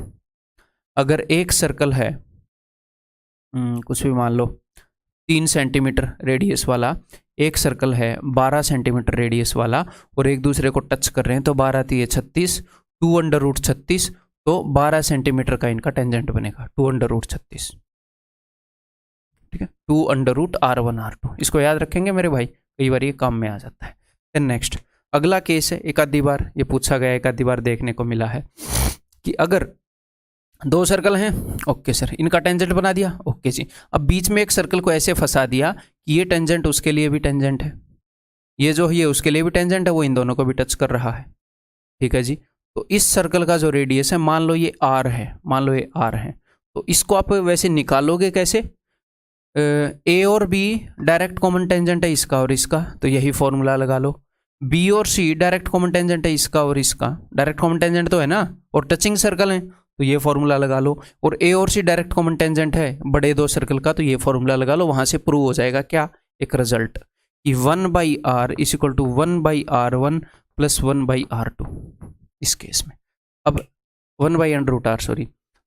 अब ऐसे ही दो केस और करवाए थे, याद करवाऊं? देखो, राइट एंगल ट्रायंगल के अंदर जब 90 डिग्री वाले से मैंने ये खींचा था, तो मैंने आपको क्या बताया था कि 1/AD square is equal to 1/AB square, ये जो बीच वाली है, बीच वाली के स्क्वायर का रेसिप्रोकल इज इक्वल टू इसके स्क्वायर का रेसिप्रोकल प्लस इसके स्क्वायर का रेसिप्रोकल। ठीक है, एक और चीज कराई थी कि अगर दो लाइनें एक दूसरे के पैरेलल हैं, ऐसे इसके टॉप से इसके बॉटम को, इसके टॉप से इसके बॉटम को, यहाँ पर ये जो इंटरसेक्टिंग लाइन है, यहाँ से एक लाइन खींचू इन दोनों के पैरेलल, तो ABCDEF, तो बीच वाली जो है उसका 1/EF is equal to 1/AB plus 1/DC। तीनों रिलेवेंट रिजल्ट है अपने एग्जाम के लिए। तीसरा ये वाला, सारे एक जैसे रिजल्ट है। यहाँ पर स्क्वायर है, कैसे याद करोगे? क्योंकि पाइथागोरस से प्रूव होता है, राइट एंगल ट्रायंगल है। ठीक है, यहाँ पर सिमिलरिटी है, स्क्वायर का कोई लेना देना है नहीं। ठीक है, और यहाँ पर ये है ही तीसरा। क्लियर है मेरे भाई? आगे बढ़ जाऊं, टेंजेंट सीकेंट थ्योरम नेक्स्ट। तो अब ध्यान से सुनना मेरे भाई, दो केसेस हैं, मैंने पिक्चर तो नहीं बना रखी, दो केसेस हैं। इसके बाद डायरेक्टली इक्वेशन स्टार्ट करेंगे। दो टेंजेंट्स जो हैं, टेंजेंट या कोड मान लेते हैं, कोड है ना। ठीक है, दो कोड जो हैं एक दूसरे को या तो अंदर इंटरसेक्ट कर सकती हैं, कर गई, कहां पर कर गई? यहां पर P पर। दो कोड एक दूसरे को या तो अंदर इंटरसेक्ट कर सकती हैं, या फिर दो कोड एक दूसरे को बाहर इंटरसेक्ट कर सकती हैं। कोड के पास और कोई ऑप्शन है क्या? और कोई ऑप्शन है? नहीं है। या तो अंदर इंटरसेक्ट करेंगी या बाहर इंटरसेक्ट करेंगी। हाँ, तीसरा हो सकता है इंटरसेक्ट ही ना करें, तो ये उसके लिए ये थ्योरम है ही नहीं, इंटरसेक्टिंग कोड्स के लिए है। ठीक है, ओके जी। तो अगर ये बाहर इंटरसेक्ट करेंगी, तो मान लो ये है पॉइंट P, पॉइंट P पर इंटरसेक्ट कर रही है, तो अब इसको रटना कैसे है वो अब ध्यान से सुन लो, बिल्कुल ध्यान से। जो भी इंटरसेक्टिंग पॉइंट है, मैं एक बार लिख देता हूं, PA into PB is equal to PC into PD। ध्यान से सुन लो, एक बार रटने के लिए बताऊंगा। जो भी इंटरसेक्टिंग पॉइंट है, ये इंटरसेक्टिंग पॉइंट है, इससे मैं जाऊंगा उस जगह पर जहां पर पहली बार सर्कल को काटा गया है, PA। इससे एक बार यहां पर गया, फिर इसी से एक बार जाऊंगा दूसरी जगह जहां पर सर्कल को काटा गया है, PB इज इक्वल टू, अब दूसरी सीकेंट के लिए जाऊंगा, PC इंटू PD। अगर यहां पर आप ऐसे कर दोगे EF, तो आप ऐसे कर सकते हो, is equal to PE into PF, कितने भी खींच दो फर्क ही नहीं पड़ता, PE इंटू PF। एक बार पहले उस पॉइंट पर जाना है जहां पर एक जगह सर्कल को काटा है, फिर दूसरी जगह। सेम यहां पर P इंटरसेक्टिंग पॉइंट है, PA, एक बार A पर चले गए P से, फिर P से B पर into PB, PA into PB, same ही इसके लिए लागू होएगा। ठीक है, चाहे यहां पर तीसरी कोड कर दो, क्या था, E और F, तीसरी कोड EF है। ठीक है, PC into PD equal to P से एक बार इस पॉइंट पर काटा है, कोड जहां जहां पर भी सर्कल को काट रही है उन पॉइंट्स पर विजिट करना है, P से PF, खत्म बात। अब इसके, अब आप बोलोगे सर ये टेंजेंट सीकेंट थ्योरम क्यों बोला है इसको, मैं बताता हूँ। वैसे इसको कई नाम से पुकारा जाता है, फर्क ये नहीं पड़ता, बस हम एक नाम से तो पुकारेंगे ही। अगर कोई लाइन ऐसे बाहर निकल जाए ना, कोई कोड को एक्सटेंड कर दो, तो वो सीकेंट बन जाती है, तो ये सीकेंट है। टेंजेंट क्या क्या रोल है? अगर मैं यहां से ऐसे टेंजेंट खींच दूं PT, तो हम यहां पर लिखते हैं, ये सिर्फ इसके लिए वैलिड होएगा क्योंकि अंदर से टेंजेंट खींच ही नहीं सकते, is equal to PT square. क्यों? क्योंकि हम P से दो पॉइंट पर जा रहे हैं जहां पर सर्कल को काटा गया, PC और PD, लेकिन यहां पर सर्कल को एक ही जगह काटा गया, तो हम गए PT और फिर से PT। हमें तो दो जगह जाने की आदत है, तो भैया एक बार C पर काटा गया, एक बार D पर, तो PC इंटू PD चले गए। अब यहाँ पर बंदे ने बताया यहीं पर काटा गया, तो हम वहीं पर दो पर चले गए, दो बार PT इंटू PT, तो PT स्क्वायर। अब ये याद रहेगा, इसको प्रूव इजीली कर सकते हैं, बट करना है नहीं, ज़रूरत नहीं है। ठीक है, ठीक है मेरे भाई, आगे बढ़ जाऊँ अब, क्वेश्चंस को रगड़ दोगे? अब इसके ऊपर डायरेक्ट क्वेश्चन होते हैं, इसकी लंबाई दे दी, इसकी दे दी, इसकी दे दी, इसकी दे दी, वो छोटे मोटे तो मैं नहीं करवाऊंगा, वो आप इजीली कर लोगे। थोड़े से ठीक ठाक से क्वेश्चन करवाऊंगा इसके ऊपर, ठीक है। चलो जी next. The diameters of two circles are 18 centimetre and 8 centimetre. The distance between their centre is 13। What is the number of common tangent. तो दो सर्कल में कितने टेंजेंट बनेंगे, तो दो सर्कल में कितने टेंजेंट बनेंगे ये किस पर डिपेंड करता है। सर्कल अगर ऐसे दूर हुए नॉन तो भैया 4 टेंजेंट बन जाएंगे। सर्कल अगर बाहर से टच कर रहे हुए तो मेरे भाई 3 टेंजेंट बन जाएंगे, बाहर से टच कर रहे हुए। तो सर्कल अगर इंटरसेक्टिंग हुए तो भैया 2 टेंजेंट बन जाएंगे कॉमन। सर्कल अगर इंटरनली टच कर रहे हुए तो एक ही टेंजेंट बनेगा।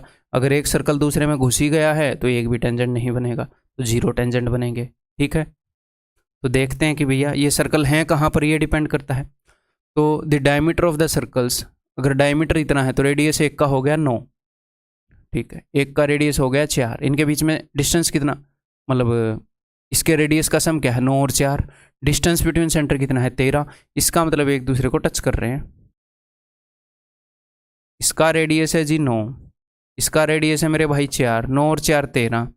अगर ये होता 9, ये है 4, अगर ये ग्रेटर देन 13 होता यानी कि एक दूसरे से दूर हैं। अगर ये लेस देन 13 होता तो यानी कि एक दूसरे के अंदर ही घुस चुके हैं।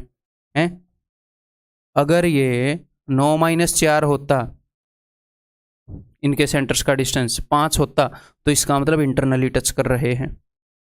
समझ रहे हो। 13 तब होगा जब ये एक दूसरे को एक्सटर्नली टच कर रहे हैं, ये तो आप समझ गए। अभी अंदर ही घुस जाएंगे तो 13 से कम हो जाएगा। अगर ये दूर चले गए तो इनके सेंटर्स का डिस्टेंस 13 से ज़्यादा हो जाएगा। अगर एक दूसरे के अंदर बिल्कुल ही घुस गया तो एक का सेंटर तो यहाँ से 9 दूर है, एक का सेंटर यहाँ से 4 दूर है, तो 9 और 4 5, तो डिस्टेंस बिटवीन सेंटर 5 होएगा। अब 5 से भी कम हो गया तो इसका मतलब बिल्कुल ही अंदर घुस गया है। यहाँ पर रुक के खुद थोड़ा सा दिमाग लगाना, मैं थोड़ा सा तेज बोल रहा हूँ, मुझे पता, मैं चाह रहा हूँ आप दिमाग लगाओ। बेसिक सी बात है क्योंकि मैं पहले बता भी चुका हूँ एक बार, ठीक है, समझ में आ गई बात। तो इसका मतलब ये वाला केस है, डिस्टेंस बिटवीन सेंटर 13 है यानी कि टच कर रहे हैं, तो ये वाला केस है। तो 3 टेंजेंट बनेंगे, 2 तो direct tangent, 1 transverse tangent. Option C. Are we good. Next करो। The distance between the centres of two circle is 61 and the radii are this and this. What is the length of direct tangent. Tangent की length की बात करी गई है, इसका मतलब मैं सिर्फ एक राइट एंगल ट्रायंगल बनाऊंगा। मुझे पता है कि यहां पर आएगा डिस्टेंस बिटवीन दी सेंटर्स, बता रखा है क्या जी, 3 में से 2 चीजें बताकर तीसरी पूछेगा। Distance between the centres is 61, ये लो जी बता रखा है। नेक्स्ट डायरेक्ट टेंजेंट की बात करी गई है, यानी कि डिफरेंस ऑफ रेडियाई, तो दोनों के रेडियाई बता दिए। 35 में से 24 गया है 11, यहाँ पर लिख लो, यहाँ पर लिख लो, फर्क ही नहीं पड़ता। तो तीसरी साइड क्या होगी, तीसरी साइड होगी जी 60, 11 60 61 का ट्रिपलेट। तो ये क्या है, ये डायरेक्ट टेंजेंट की लेंथ है। तो समझ गए जो मैं चीज बोल रहा था उसको यूज कैसे करना है। इन 3 में से 2 देकर तीसरी पूछता है वो। नेक्स्ट रुको एक बार, इसको यहाँ पर गुलाबी रिफ्लेक्शन पड़ रही थी, अब तो नहीं पड़ रही ना, ठीक। There are 2 identical circles of radius 30 cm each. If the length of the direct common tangent is 61 cm, then what is the length of the transverse common tangent? ये बोल रहे हैं डायरेक्ट कॉमन टेंजेंट की length इसने बता दी, तो पहले ऊपर वाली सिचुएशन को करते हैं मेरे भाई, ठीक है। जो डायरेक्ट टेंजेंट वाली सिचुएशन है उसको पहले ऊपर हैंडल करते हैं। इसका हमने ये बना लिया, हमें तीनों चीजें पता है क्या क्या है। उसने क्या क्या बताई है देखो एक बार। There are 2 identical circles, identical circles हैं यानी कि सेम रेडियस के हैं, तो डिफरेंस क्या होएगा भैया, तो डिफरेंस क्या होएगा 0। एक जगह मैंने डिफरेंस ले लिया, दूसरी जगह क्या आएगा, दूसरी जगह डायरेक्ट टेंजेंट की लेंथ आएगी, तीसरी जगह difference between the centres. Then the length of direct common tangent is 61, तो उसने क्या बता दिया, डायरेक्ट कॉमन टेंजेंट की लेंथ बता दी 61। अब इसके ऊपर पाइथागोरस लगाओगे।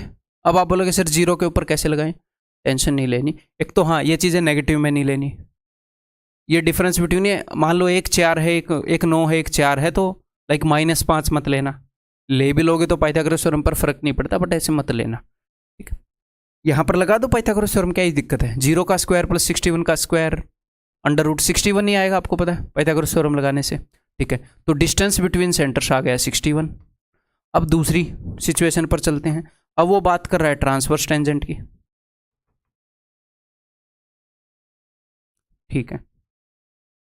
अब यहां पर भी यही बन रही है सिचुएशन। तो डिस्टेंस बिटवीन सेंटर आ गया, उन्हीं सर्कल की बात हो रही है, तो उन्हीं सर्कल के सेंटर के बीच में 61 था, तो ये तो 61 है, हमने ऊपर से निकाला। और दोनों की जो रेडियस थी वो क्या थी, वो 30 और 30 थी, तो उनका सम क्या आ जाएगा भैया, 60 आ जाएगा। तो 11 60 61 होता है, तो ये 11 आ गया। ये क्या आ गया, ये ट्रांसवर्स टेंजेंट है। ये क्या है, सम ऑफ रेडियस, ये है डिस्टेंस, तो तीसरी साइड ट्रांसवर्स टेंजेंट ही बचती है 11। तो आंसर इस ऑप्शन भी। तो समझ रहे हो कैसे यूज करेंगे चीजों को विनोद, समझ रहे हो। आगे, the radii of two circles is 3 centimetre and 4 centimetre, the distance between the centres is this, what is the ratio of length of direct common tangent to the length of transverse common tangent. मैं क्या करता हूं, मैं आपको बताता हूं। मैं tangent को जनरली यहां पर लेता हूं, अगर मुझे याद रहे तो यहां पर मेरा डायरेक्ट टेंजेंट आ जाए, ये खड़ी वाली जगह पर, यहीं पर मेरा ट्रांसवर्स टेंजेंट आ जाए, कहीं पर भी हम ले सकते हैं। फिर मैं इन दोनों का रेशियो ले पाऊँ, कभी रेशियो लेना हो, जो भी लेना हो, ठीक है। अभी ले लेते हैं, देखो 2 सर्कल का रेडियाई है 3 और 4, तो डिफरेंस हो गया 1, सॉरी नीचे लिखेंगे, यहाँ पर तो डायरेक्ट टेंजेंट लिखेंगे ना। तो डिफरेंस हो गया रेडियाई का 1, रेडियाई का सम क्या हो गया 4 और 3 7, डिस्टेंस बिटवीन सेंटर हो गया 10, डिस्टेंस बिटवीन सेंटर हो गया 10। तो इसकी लंबाई क्या होगी, इसकी लंबाई होगी अंडर रूट 10 का स्क्वायर शो माइनस 1 का स्क्वायर, इसकी लंबाई होगी अंडर रूट 10 का स्क्वायर शो माइनस 7 का स्क्वायर।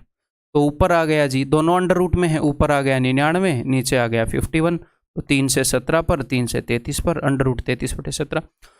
तो मुझे एक बात बताओ, इसके लिए हम फॉर्मूला रट सकते हैं, बट ज़रूरत है 2 छोटी छोटी ट्रायंगल बना सकते हो आप, इतना काम कर सकते हो एग्जाम में। आपके दिमाग के ऊपर बर्डन नहीं आ रहा, आपको रटनी नहीं पड़ रही चीज़ें, उस फैशन में नहीं रटनी पड़ रही जिस फैशन में याद नहीं होती, जिस फैशन में हम बार बार भूल जाते हैं, ठीक है। आपके अलजेब्रा और ज्योमेट्री को मैं लोकेशन वाइज आपको याद करवा रहा हूँ, अलजेब्रा को भाषा में, ज्योमेट्री को भी जानना जरूरत है भाषा में।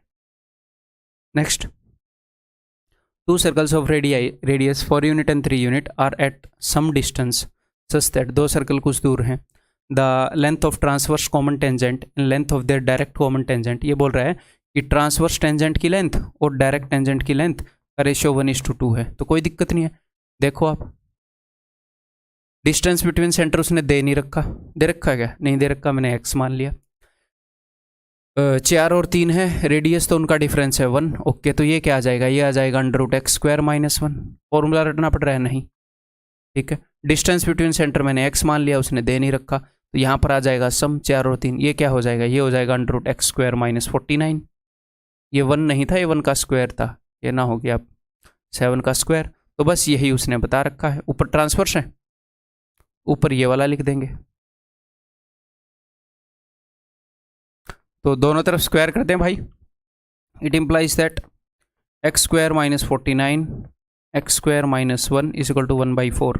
क्रॉस मल्टीप्लाई करके कर सकते हो, बट मैं कैसे करूंगा, इन दोनों के बीच में कितने का फ़र्क है जी, 48 का। इन दोनों के बीच में कितने का फ़र्क है, 3 का, तो 16 गुना कर दें, 16 एकम 16, 16 चौके 64। अब कंपेयर कर लो इसको इससे या इसको इससे, कहीं से भी बात बन जाएगी। x² - 1 = 64, therefore x² = 65, therefore x = under root 65, that is option B.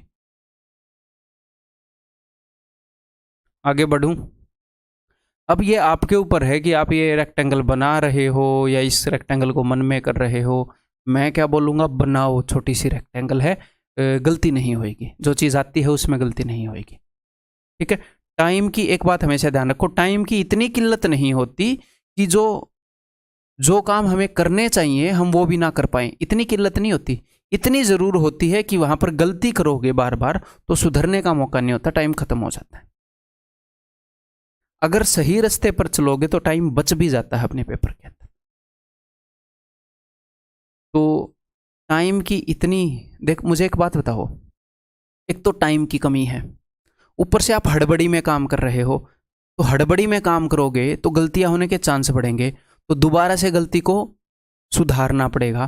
तो टाइम की कमी पर शांति से काम करना चाहिए ताकि एक ही चीज को बार बार ना करना पड़े या हड़बड़ी में। जब टाइम इतना सारा पड़ा है तो हड़बड़ी में काम कर लो।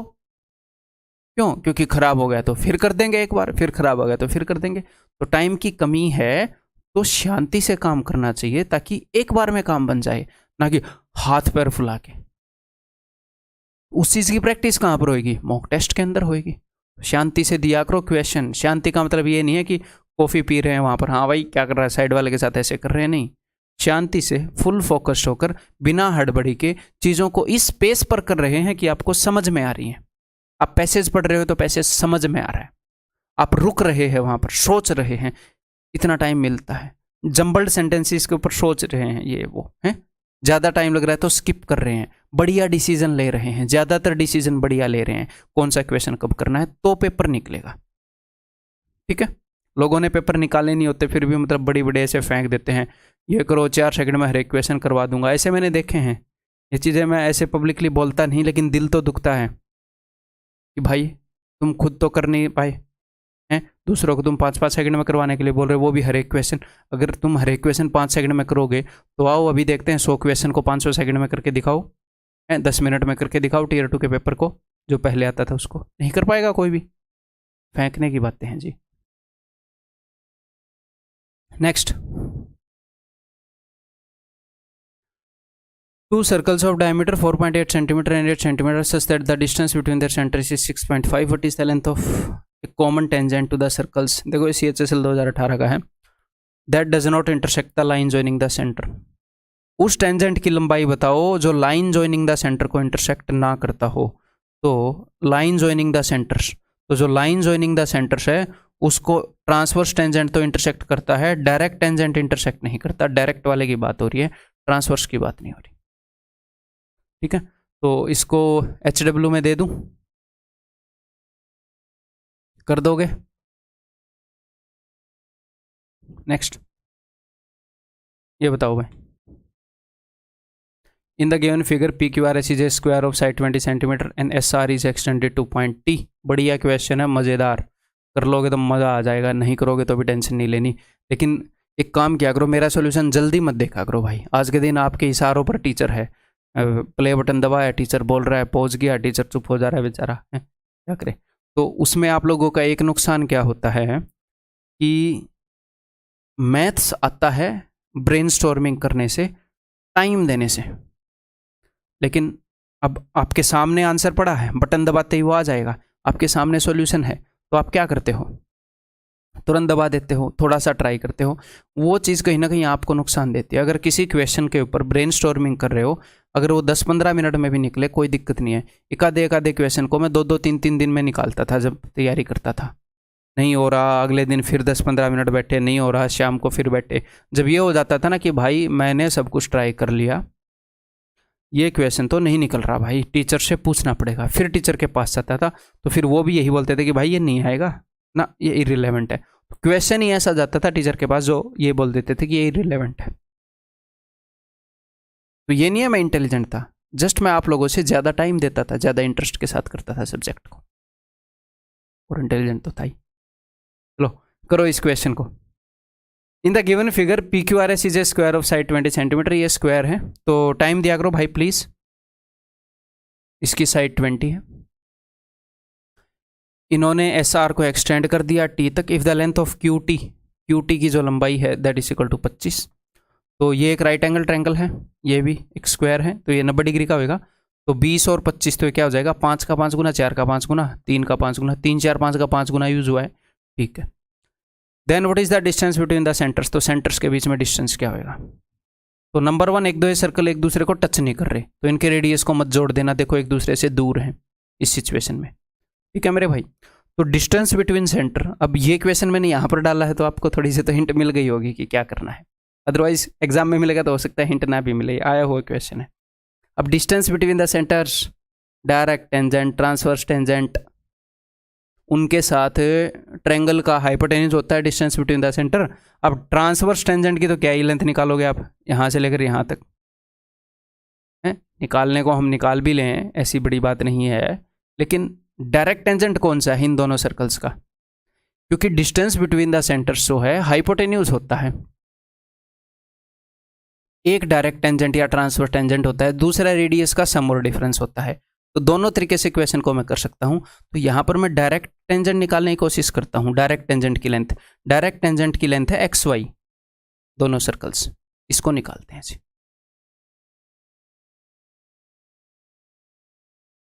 ठीक, क्लियर है। तो यहां पर हमने पहुंचना है कि हम डायरेक्ट टेंजेंट की लेंथ निकाल लें, डिफरेंस ऑफ रेडियस निकाल लें और अपने काम को कर लें, ये फिर हम बता दें। ठीक है जी, देखते हैं। तो एक चीज़ मैंने आपको बताई थी क्या, कि किसी भी 90 डिग्री के कोने के अंदर अगर आप सर्कल को फंसा दोगे तो यहाँ पर एक स्क्वायर बनेगा, इसके सेंटर को लेकर इन टेंजेंट्स को खींचेंगे तो उस स्क्वायर की साइड होगी रेडियस जितनी। तो ठीक है जी, अगर स्क्वायर के अंदर सर्कल है, स्क्वायर की साइड 20 है, तो यहाँ से लेकर, बिकॉज ये बिल्कुल बीच में आएगा, यहाँ से लेकर यहाँ तक या यहाँ से लेकर यहाँ तक, ये 10 ही बनेगा मेरे भाई, 10, 20 का आधा, ये क्लियर है। तो x से लेकर r तक ये स्क्वायर बन रहा है ना, अब समझ पा रहे हो, ये एक स्क्वायर बन रहा है, ये वही वाला कोने वाला स्क्वायर। तो 10 10 10 10, ये 10 हो जाएगा XR। ओके सर, अब XR 10 हो गया तो RY क्या होएगा। अब ये एक राइट एंगल ट्रायंगल है, राइट एंगल ट्रायंगल में जो अपना इन रेडियस होता है वो क्या होता है, P + B - h/2। अब हमें कैसे पता चलेगा ये यूज करना है, बिकॉज पहले आपको ये स्ट्राइक होएगा फिर आप ये यूज करोगे। अगर मैं यहां पहले बताता इससे ये निकाल लो, अरे अब हम इसको ऐसे यूज कर सकते हैं, हमें क्या पता ये करना है। राइट एंगल ट्रायंगल से तो 70 चीजें बन सकती हैं। आपको पहले ये पता चलेगा ना कि अच्छा डिस्टेंस बिटवीन सेंटर निकालना है, तो डायरेक्ट या ट्रांसवर्स टेंजेंट अगर मैं निकाल पाया और रेडियस निकाल पाया तो बात बन जाएगी। तो मैंने डायरेक्ट टेंजेंट चूज कर लिया, वो ईजी है। ठीक है, अब इसका इन रेडियस बताओ जी, इन रेडियस बताओ इसका। तो P + B - h/2, 20 + 15 35 - 25 10 बटे तो बोले तो 5, तो दिस इज इक्वल टू 5। तो एक्स वाई की लंबाई क्या आ गई, 15, डायरेक्ट टेंजेंट की लंबाई आ गई 15। अब डिफरेंस बिटवीन रेडियाई, इसका रेडियाई है 10, इसका रेडियाई है 5, तो 10 में से 5 गए 5, तो 5 15 ये लगा दो। अब मैं इसको काट दूं 5 से, 5 एकम 5, 5 3 15, 5 से मैंने मल्टीप्लाई कर दिया, तो 3 का स्क्वायर 9 और 1 10, 5 √10। समझ में आ गई बात, क्लियर है। आगे बढ़ जाऊं, ये बताओ फिर। 2 circles each of radius 4 centimetre touch externally, each of these 2 circles is touched externally by a third circle if these 3 circles have a common tangent. ये क्या बोल रहे हैं, 2 सर्कल 4 सेंटीमीटर रेडियस के हैं। कहाँ का क्वेश्चन है, कैट 2019 का। और कैट के क्वेश्चंस को देखकर आपने घबराना नहीं है, मैं सारे कैट के क्वेश्चन नहीं उठाऊंगा। कैट में कई ऐसी चीज़ें हैं जो अपने एग्जाम के सिलेबस में नहीं है, क्या उनको उठा लाऊंगा, नहीं। लेकिन अगर कोई बढ़िया क्वेश्चन बना रहा है और हमारे एग्जाम के लिए वो रिलेवेंट है, यूज़फुल है, चाहे वो कैट में हो, CDS में हो, या मेरे दिमाग में स्ट्राइक हो जाए क्वेश्चन कराना कि ऐसे करने से आपको थोड़ा सा बेनिफिट होएगा, तो वो सारे क्वेश्चंस उठाने के लिए जो मेहनत लगती है, पूरी मार्केट में कहीं पर भी क्वेश्चन हो, मैं वो करने के लिए तैयार हूँ हैं। और मैं इतना ऑनेस्ट रहने के लिए भी तैयार हूँ कि रिलेवेंट चीज़ें आपको करवाऊँ। ठीक है जी, चलो।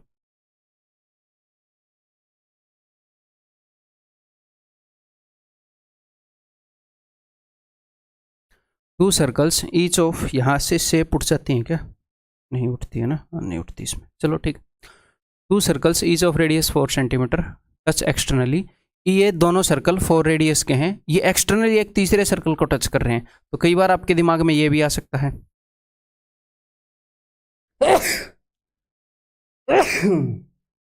तो इसको इंटरनल टचिंग बोलते हैं। 2 सर्कल ऐसे एक दूसरे को इंटरनली टच कर रहे हैं, अंदर वाला सर्कल बाहर वाले के अंदर है, ऐसे नहीं होएगा, ऐसे दिमाग में आए तो ठीक है।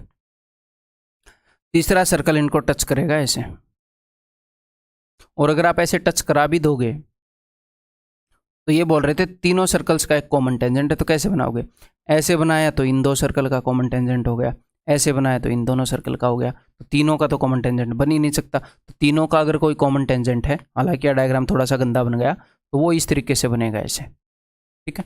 तो ऐसे डायग्राम में, ये तो मैं आपको समझा रहा था, हमेशा बढ़िया रहता है कि हम क्या करें, पहले टेंजेंट बनाएं और फिर तीसरे सर्कल को फंसाएं वहाँ पर।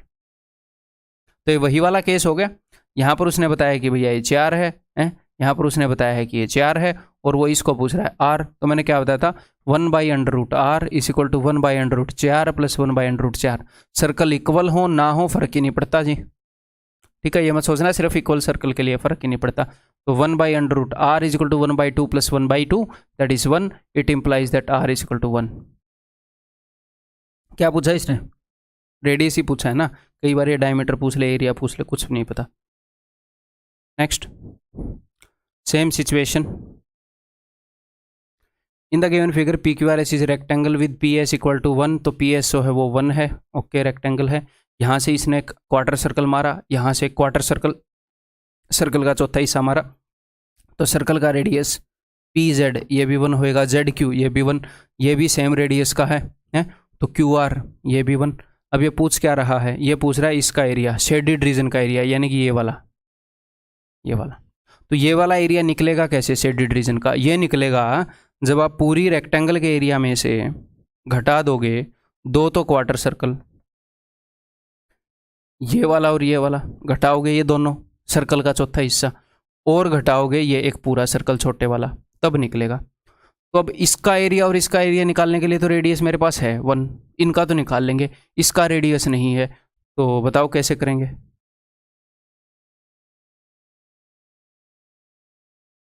तो भाई अगर आप ध्यान से देखोगे, अब आप समझ जाओगे कि ये कौन सा केस है, अगर अब तक नहीं समझे। ये वही केस है, अपने पास 2 सर्कल्स थे, ठीक है, यहाँ से एक डायरेक्ट टेंजेंट जा रहा है, ये जो डायरेक्ट टेंजेंट है इन दोनों सर्कल के और उनके बीच में एक सर्कल फंसा दिया गया है। अगर इसका रेडियस r है तो अब आप निकालो। तो 1/√r is equal to 1/√1 plus 1/√1।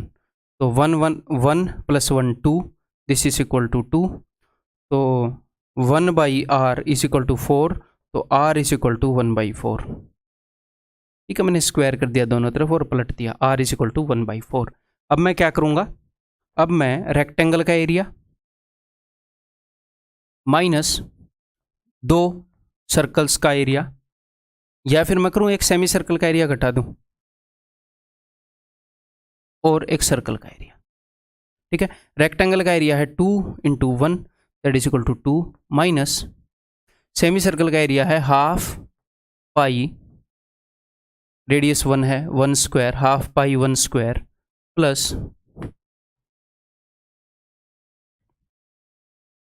इसका एरिया है पाई, इसका रेडियस कितना भाई 1/4, 1/16। तो इसको मैं अलग से सोल्व करता हूँ भाई।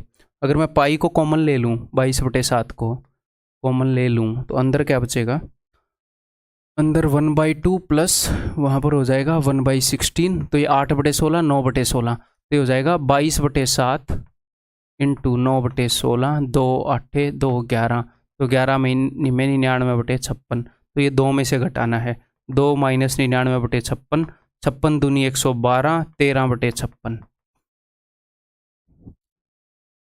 Option B. आगे बढ़ जाऊं, ये बताओ, टेंजेंट सेकंड थ्योरम आ गया है काम में, हिंट दे दिया पहले क्वेश्चन, ठीक है। जैसे ये क्वेश्चन है ये मैंने बना लिया, एक आधा क्वेश्चन मैं बना लेता हूँ जो मैं आपको रिलेवेंट और आपके एक बड़ी आई सिचुएशन क्रिएट कर पाऊँ, दिमाग में आ जाए तो। बाकी मैं क्वेश्चन बनाने में ज़्यादा मैं दिमाग नहीं लगाता। क्यों नहीं लगाता, क्योंकि ऑलरेडी कई लोग ऐसे हैं, मतलब जो एग्जामिनर है उनकी बात कर रहा हूँ, जो सालों से क्वेश्चन बना रहे हैं, जिनका काम ही वो है। तो मैं उस काम को करूँ या ऑलरेडी जो एक्सपर्ट हैं उनकी मदद ले लें, अलग अलग एग्जाम को ही देख लें कि अच्छा ये क्वेश्चन पूछ रहा है, ये ले भाई TCS कितने हज़ारों क्वेश्चन पूछ रहा है यार हर साल, वहीं से उठा लेता हूँ, है। फिर भी एक आधी जगह लगता है कि नहीं यार यहाँ पर ये एक बनाने की ज़रूरत है, बना देता हूँ, ठीक है। खुद लोहार बनूंगा या ऑलरेडी जो लोहार एक्सपर्ट है उसकी मदद लेंगे। In the given figure AD and BC are tangents to the circle, AD और BC सर्कल के टेंजेंट्स हैं, okay. AE is equal to 5, AE जो है ये 5 है, EB is 4, EB is equal to 4, BC is equal to FC, जो BC है that is equal to FC, okay see. AD ratio BC is 2:3, AD ratio BC this is equal to 2:3, अगर ये 2A है तो ये 3A होएगा, okay. Then D F is equal to what, D F is equal to what. तो अब क्या करोगे, देखो ये एक पॉइंट है, यहाँ से एक तो टेंजेंट जा रहा है और दूसरा ये सीकेंट जा रही है, तो टेंजेंट सीकेंट थ्योरम लगेगा कि नहीं। बी सी का square is equal to B E into B A, कर सकता हूँ कि नहीं। तो बी सी का square is equal to B E that is equal to 4, B A that is equal to 9, 9 चौके 36, therefore B C is equal to 6, तो ये आ गया 6 इज इक्वल टू 3 है, ए की वैल्यू 2 आ गई, तो दिस इज इक्वल टू 4, ये पता चल गया। अब वो क्या बोल रहा है, now what is he bowling, D F की लंबाई, तो ये अगर 6 है तो ये भी 6 होएगी, ये दोनों उसने बराबर बता रखे हैं। तो डी ए का स्क्वायर, अभी एक पॉइंट है, यहाँ से एक टेंजेंट है, ये सीकेंट है, तो डी ए का square is equal to D F into D C. तो डी ए का स्क्वायर यानी कि 16 is equal to D F into D C, that will be, अगर मैं डी एफ को मान लू ए है, या कुछ और ही मान लेते हैं यार, ए तो मैं पहले यूज कर चुका हूँ, अगर हम इसको मान ले एक्स, तो एक्स इंटू एक्स प्लस 6, तो यहाँ पर क्वाड्रेटिक नहीं बनाएंगे, दो नंबर है जिनके बीच में 6 का फर्क है, 6 का फर्क है और उनका प्रोडक्ट 16 है, तो क्या हम 16 को तोड़ सकते हैं, 2 8 16, ऐसे क्या हम इसको तोड़ सकते हैं, अगर ना तोड़ पाए तो बनाएंगे क्वाड्रेटिक, ठीक है। तो एक्स की वैल्यू है मेरे भाई 2, तो वो डी एफ की लंबाई पूछ रहा था, दैट इज ऑप्शन बी। कैसा लगा क्वेश्चन बताओ। Next, in the given figure, ये पूछा हुआ क्वेश्चन है, एस एक्स इज टेंजेंट, ठीक है, एस एक्स टेंजेंट है, S X is equal to O X, S X is equal to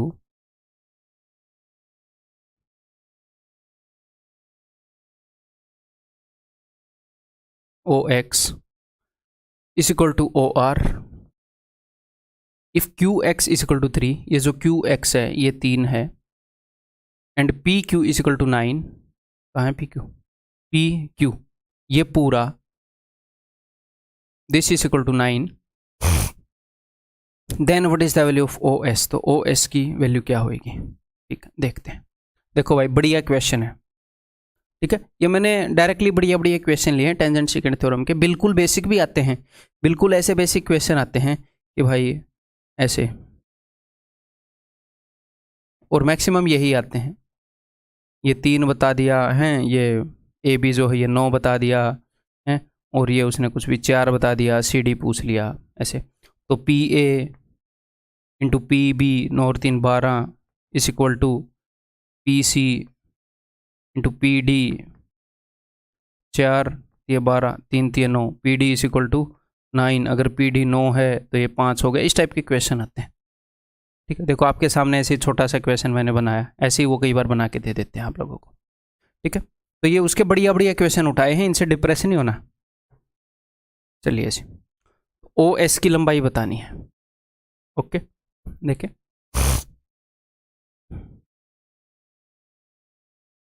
तो ठीक है, एक्स एस स्क्वायर यहाँ से स्टार्ट करेंगे, X S square is equal to, actually exam में जैसे ये हो जाएगा एक्स एक्स स्क्वायर, ये एक टेंजेंट है, is equal to X Q into X P.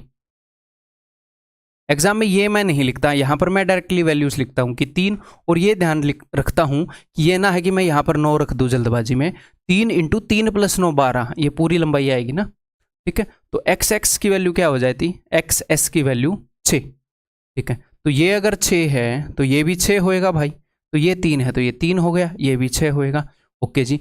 तो अगर ये पूरा 9 है, 9 में से 3 गए 6, ये भी 6 होएगा। और एक चीज़ मैंने आपको बताई है कि अब अंदर वाला टेंजेंट सीकेंट थ्योरम लगाओ, ये पॉइंट ओ है, ओ पर इंटरसेक्ट कर रही हैं, तो O P into O Q is equal to O R into O S, यानी कि इन दोनों का प्रोडक्ट और इन दोनों का प्रोडक्ट इक्वल होता है, मैं ऐसे यूज करता हूँ, है यही, इन दोनों का प्रोडक्ट और इन दोनों का प्रोडक्ट इक्वल है, तो इन दोनों का प्रोडक्ट 6 3 18, तो ये 6 है तो ये 3, 6 3 18, ठीक है। तो O S is equal to 3, option D. Next, next question, a secant PAB is drawn from an external point P, okay, एक secant PAB ड्रॉ की गई है भाई एक्सटर्नल पॉइंट P से, circle with centre O, intersecting at A and B, OP is equal to 17, OP is equal to 17, PA is equal to 9 and PB is equal to 21। ये पूरा we have 21। Okay, वैसे ज़रूरत किसकी पड़ती है? PA into PB। कई बच्चे क्या करते हैं 21 माइनस 9 यहाँ पर लिखेंगे 12। इसकी ज़रूरत ही नहीं पड़ती वैसे तो, मैं तो नहीं लिखता, जरूरत पड़ेगी तो बाद में लिखेंगे।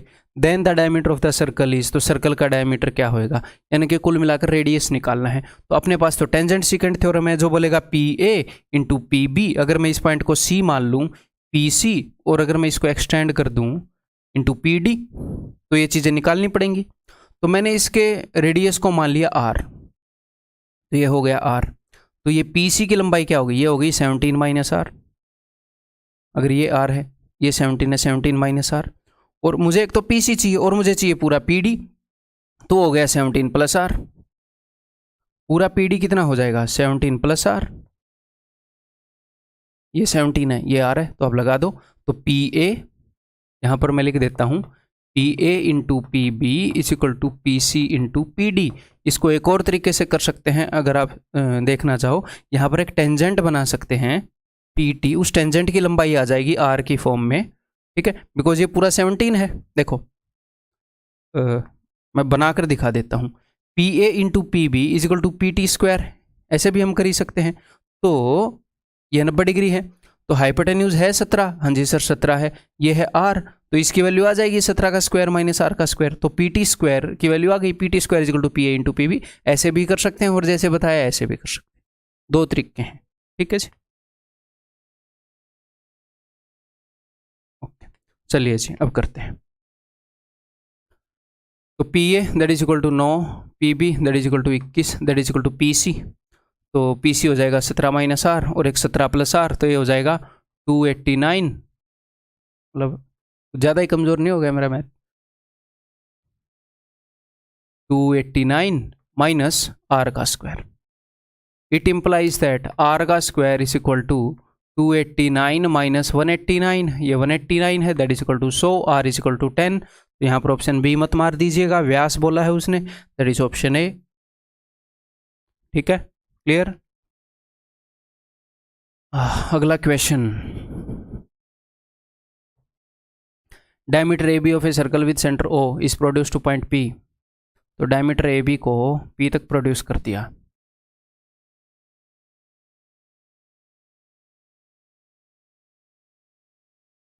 सच that PO is equal to 16.8। Okay जी, PO जो है that is 16.8।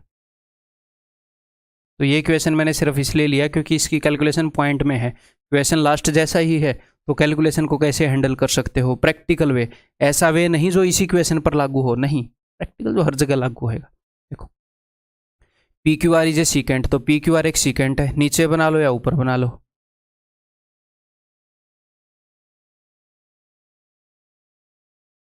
Which intersect the circle at Q and R such that PQ is equal to 12, okay, and PR is equal to 19.2। तो हमें नीड तो 19.2 की ही है डायरेक्ट PR की फॉर्मूले में।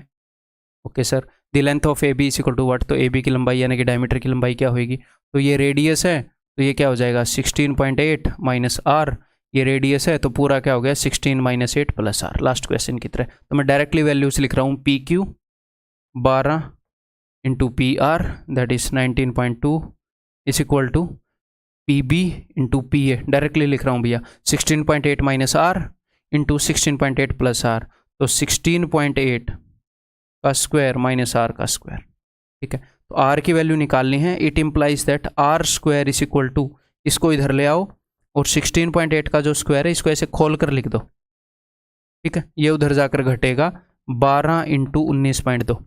अब देखो यहाँ पर 2 के बाद पॉइंट है, यहाँ पर 1 के बाद पॉइंट है, तो क्यों ना मैं 12.0 कर लूँ, यहाँ पर भी 2 के बाद पॉइंट हो जाएगा, यहाँ पर भी 2 के बाद पॉइंट हो जाएगा। उसके बाद आप क्या कर सकते हो, उसके बाद आप ये कर सकते हो, देखो यहाँ पर भी 2 के बाद पॉइंट है, यहाँ पर भी 2 के बाद पॉइंट, तो पॉइंट को भूल जाओ, जो भी उत्तर आएगा उसमें 2 के बाद पॉइंट लगा देना, done.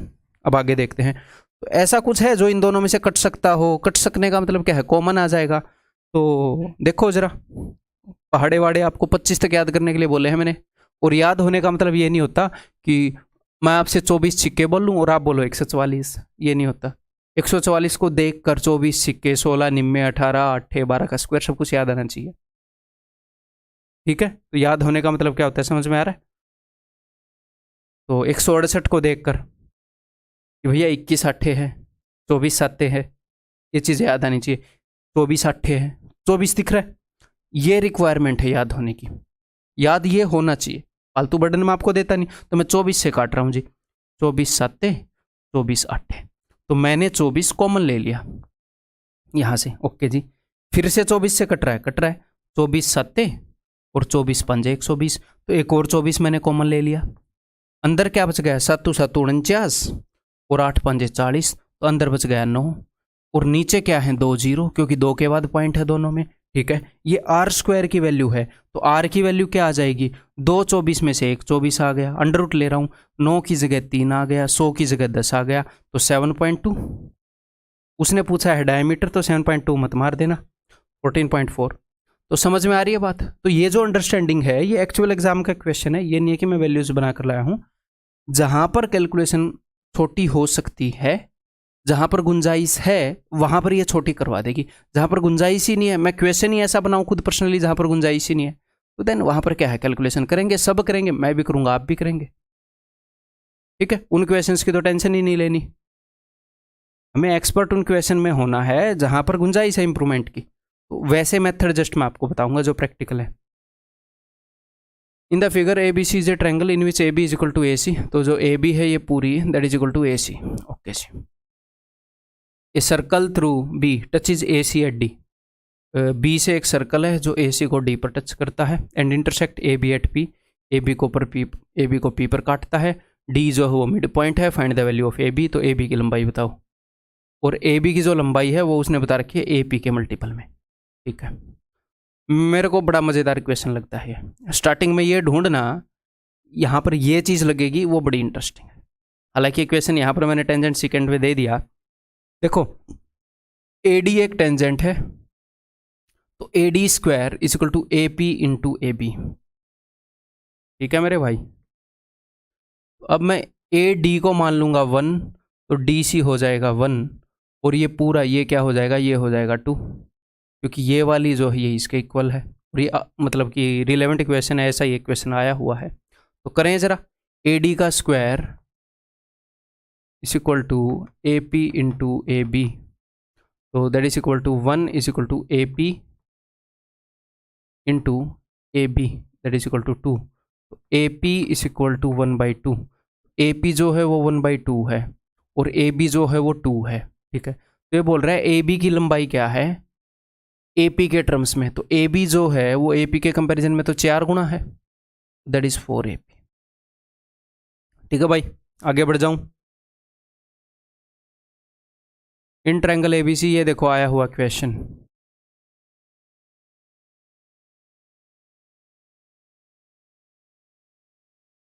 A B is equal to A C, a circle drawn through B, और ये क्वेश्चन इससे पहले से ही आया हुआ है, 2019 से पहले, जब मैंने ये 2000 मतलब 15 में जब मैं पढ़ा रहा था तब भी मेरे नोट्स के अंदर एक क्वेश्चन था, और एसएससी से ही मैंने उठाया था, तो पहले भी आया हुआ है।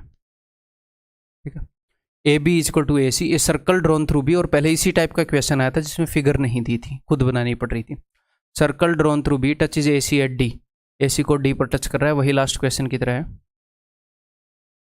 ठीक है, ये मिड पॉइंट है, if D is mid point of A C and A P is equal to 2.5, ये जो ए पी है this is 2.5। Okay, then A B is equal to what, तो देखो ए डी को मैंने मान लिया ए, और डी सी को मैंने मान लिया ए, तो ये पूरी साइड क्या हो जाएगी, ये हो जाएगी 2a, ये दोनों साइड्स इक्वल हैं, तो ए डी का square is equal to A P into A B. ये चीज़ मैं आप लोगों के लिए लिख रहा हूँ, एग्जाम में ये चीज़ मेरे को लिखने की तो नीड फील नहीं होती, आपको भी नहीं होनी चाहिए। A square is equal to A p that is 2.5 into 2a।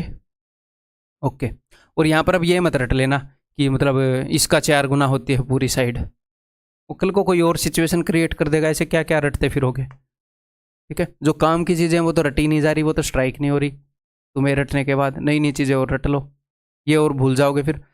जब आपके पास मान लो मैंने आपको 4 ही हथियार दिए कि सामने से जो भी जानवर आएगा वो 4 ही हथियार हैं, इनमें से अलग अलग जानवर है, कोई किसी हथियार से मरेगा कोई किसी से, मैंने आपको बता दिया ये 4 हथियार सफिशिएंट है। किसी तरह का भी जानवर निकला जंगल से मारने के लिए, तो आप खड़े हो बंदूक लेकर, सामने से जानवर आया, मारी, नहीं मरा, दूसरी उठाई, मारी, हो सकता है मर जाए या ना मरे, एट द मैक्स चौथे से मर जाएगा। ठीक है, अब मैंने आपको हथियार दे दिया 120, अब जानवर आ रहा है, अब कर रहे हो ट्राई, इतने में रौंद के चला जाएगा। तो जरूरत से ज्यादा चीजें भी नहीं रटनी, बेसिक्स को स्ट्रॉन्ग करना है, उनको इतनी बार रिवाइज करो कि वो दिखेंगे।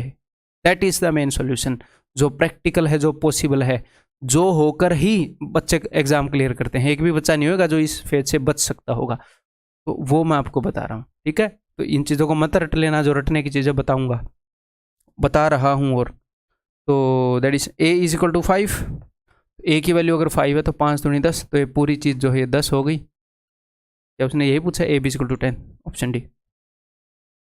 नेक्स्ट, आप लोगों को एक चीज़ बोली थी कि अगर ये ऐसे हैं,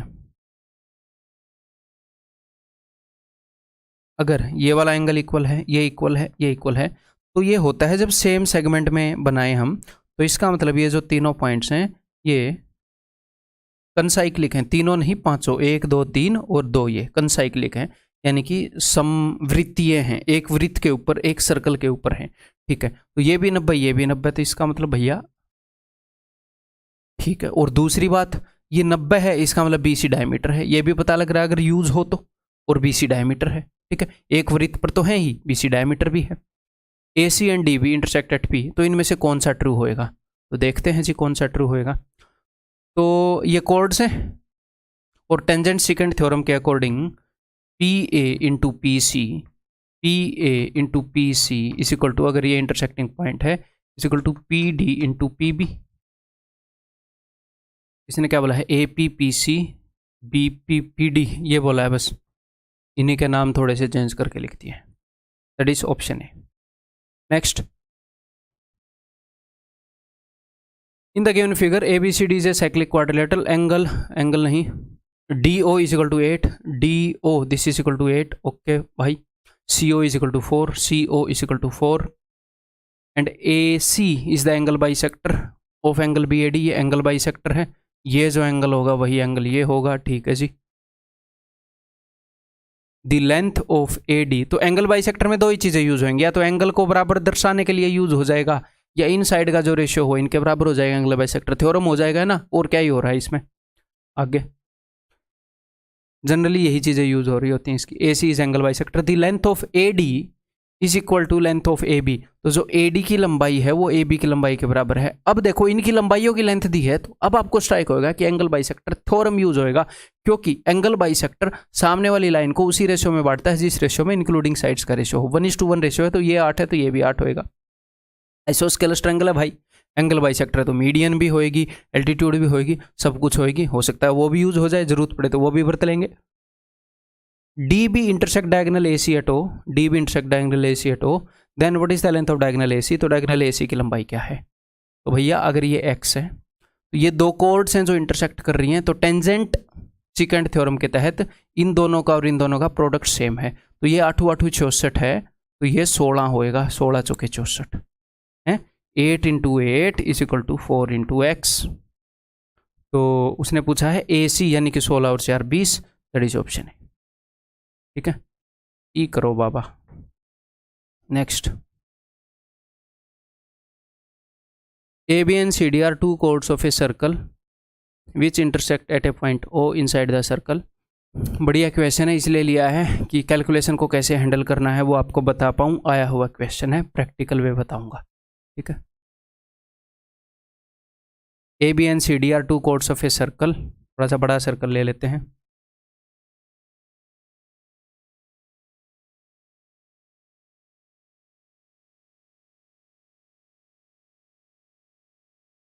intersect at point O, it is given that AB is equal to 10, तो AB जो है that is equal to 10, and CO is equal to 1.5, this is 1.5, and DO is equal to 12.5, DO जो है 12.5 है।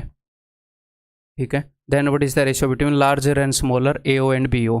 तो सबसे पहला तरीका तो ये है कि इक्वेशन मैंने तो पहले देखा हुआ है, तो मैं याद करके आ जाऊँ और आपको बता दूँ कि देखो ये दिख तो रहा है मुझे, देखो, लेकिन हो सकता है ऐसी वैल्यूज आ जाएं कि कल को आपको ना दिखे। तो प्रैक्टिकल वे क्या होएगा, तो सबसे पहले तो आप ये रिकॉग्नाइज करोगे दो कोड अंदर इंटरसेक्ट कर रही हैं, तो इन दोनों का प्रोडक्ट और इन दोनों का प्रोडक्ट क्या होएगा, सेम होएगा। अगर मैं इसको a मान लूँ और इसको b मान लूँ, तो एक तो आपको पता है कि a plus B is equal to 10, और आपको पता है कि a इंटू बी, इन दोनों का प्रोडक्ट और इन दोनों का product is equal to 12.5 into 1.5। मुझे वैसे याद है क्या वैल्यूज होंगी, उत्तर भी याद है, but that won't be helpful to you ना। देखो, तो दो चीजें हैं जिनका सम है कुछ और प्रोडक्ट है कुछ। ये सिचुएशन कितने बार आती है, सैकड़ों बार आती है, अलग अलग जगह आती है। तो मैंने क्या बता रखा है, जब भी आपको सम दे रखा हो या डिफरेंस दे रखा हो, इन दोनों में से एक दे रखा हो और प्रोडक्ट दे रखा हो, तो मान लो मैं दो वैल्यूज मान लेता हूँ 5A और 3A, तो इन दोनों का सम क्या हो गया 8A, इन दोनों का डिफरेंस क्या हो गया 2A, इन दोनों का प्रोडक्ट क्या हो गया 5 × 15A स्क्वायर। तो जो चीज़ इनमें कॉमन होती है वो सम और डिफरेंस में तो एक बार आती है, प्रोडक्ट में दो बार आती है। तो अगर इनसे कुछ छीनना है तो सम से सेम चीज़ एक बार छीन लो, प्रोडक्ट से दो बार छीन लो। यहाँ से A छीनोगे तो यहाँ से दो बार, और 15 को ही बांट लो, 5 × 15, 5 और 3 8, हिट एंड ट्रायल से। ठीक है, अगर इनको कुछ कभी कभी देना पड़ जाता है तो सम और डिफरेंस को एक बार दो, प्रोडक्ट को दो बार दो। आपने जो छीना है A, देखो मैंने 5 और 3 कर लिया, आपने A छीना था दोनों जगह से, तो बाद में A दे देंगे। जो छीना है वो लौटाना भी है, कैलकुलेशन ईजी करने के लिए छीना था, छीना इन द सेंस डिवाइड किया था, बाद में मल्टीप्लाई कर देंगे। आप दे भी सकते हो, कब दे सकते हो, देखो यहां पर ये 12.5 और 1.5 है। प्रॉब्लम क्या कर रहा है, यहां पर क्या चीज प्रॉब्लम कर रही है, ये पॉइंट प्रॉब्लम कर रहे हैं। तो मैं क्या करूंगा, मैं इसको डबल कर दूं और इसको डबल कर दूं तो बात बन जाएगी। तो मैंने दो दो दे दिए, तो प्रोडक्ट को कोई चीज दो बार दी है तो सम को एक बार दे देंगे, यही है जी। तो मैंने दो दिया है तो बाद में दो छीनना है मेरे भाई, जो भी उत्तर निकलेंगे उसको दो से डिवाइड भी करना है। तो अब उत्तर निकालने थोड़े से इजी हो जाएंगे दोस्त, हो जाएंगे कि नहीं हो जाएंगे, देखते हैं हो जाएंगे कि नहीं हो जाएंगे। तो 12.5 इंटू 2 25 हो गया, 1.5 इंटू 2 3 हो गया, ये हो गया ना। हाँ ठीक है, तो इनको ऐसे तोड़ना है कि 20 बने, तो इसको भी तोड़ लेते हैं 5 और 5, तो बन गया ना 5 × 15 और 5, कितना ईजी हो गया। 15 और 5 का सम 20 है, एक 15 आ गया एक 5। अब ये जो दो वो किया था ना 7.5 एंड 2.5, अब मैं ऐसे भी बोल सकता था कि दिख तो रहा है, यहाँ से 5 छीन के यहाँ पर दे दो, यहाँ से 5 छीन के यहाँ पर दोगे तो 7.5 2.5, देखो कितना ईजी है। बट नहीं दिखता है पेपर में, मैं क्वेश्चन को 10 बार करूंगा तो दिखेगा ही ना। तो 7.5 एंड 2.5, बड़े वाला हिस्सा है 7.5, छोटे वाला 2.5, इनका रेशियो इज 3:1। क्लियर है, एक्चुअल आया हुआ क्वेश्चन है, इससे हैंडल कर लोगे कि नहीं। और ये जो मेथड है सिर्फ इसमें नहीं होएगा, टाइम एंड डिस्टेंस पता नहीं कहाँ कहाँ ये लागू होता है, जहाँ पर भी सम और डिफरेंस और प्रोडक्ट क्यों ना हो। और बहुत ही खुशी के साथ ये मैंने ही इन्वेंट किया, आप ऐसे बोल सकते हो, ना किसी बुक ना किसी वीडियो में मिलेगा। ठीक है,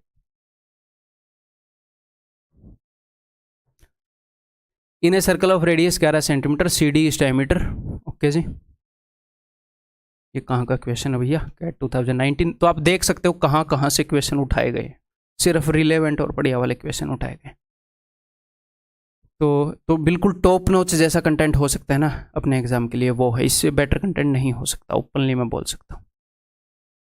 in a circle of radius 11 centimetre, CD is diameter and AB से कोड, CD डायमीटर है और AB एक कोड है of length 20.5। AB and CD intersect at E inside the circle. ठीक है भैया, AB and CD intersect at E। ठीक है, CE हैज़ लेंथ 7, CE की लंबाई 7 है। अगर CE की लंबाई 7 है तो पूरा CD डायमीटर कितना होगा, रेडियस अगर 11 है तो 11 का डबल 22, तो ये पूरा 22 हो जाएगा, 22 - 7 ये 15 हो जाएगा। ठीक है, इन दोनों का प्रोडक्ट इन दोनों के प्रोडक्ट के बराबर होएगा, आपको पता ही होएगा।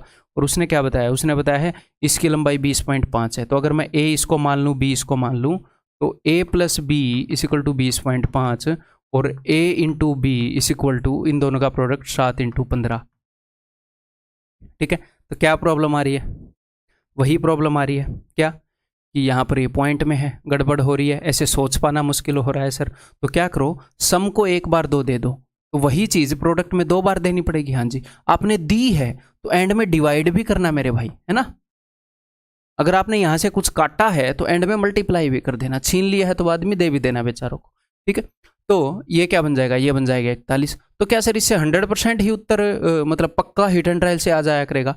अगर स्ट्राइकेबल वैल्यूज होंगी तो आएगा, पॉइंट से हमेशा इजी होएगा, ठीक है।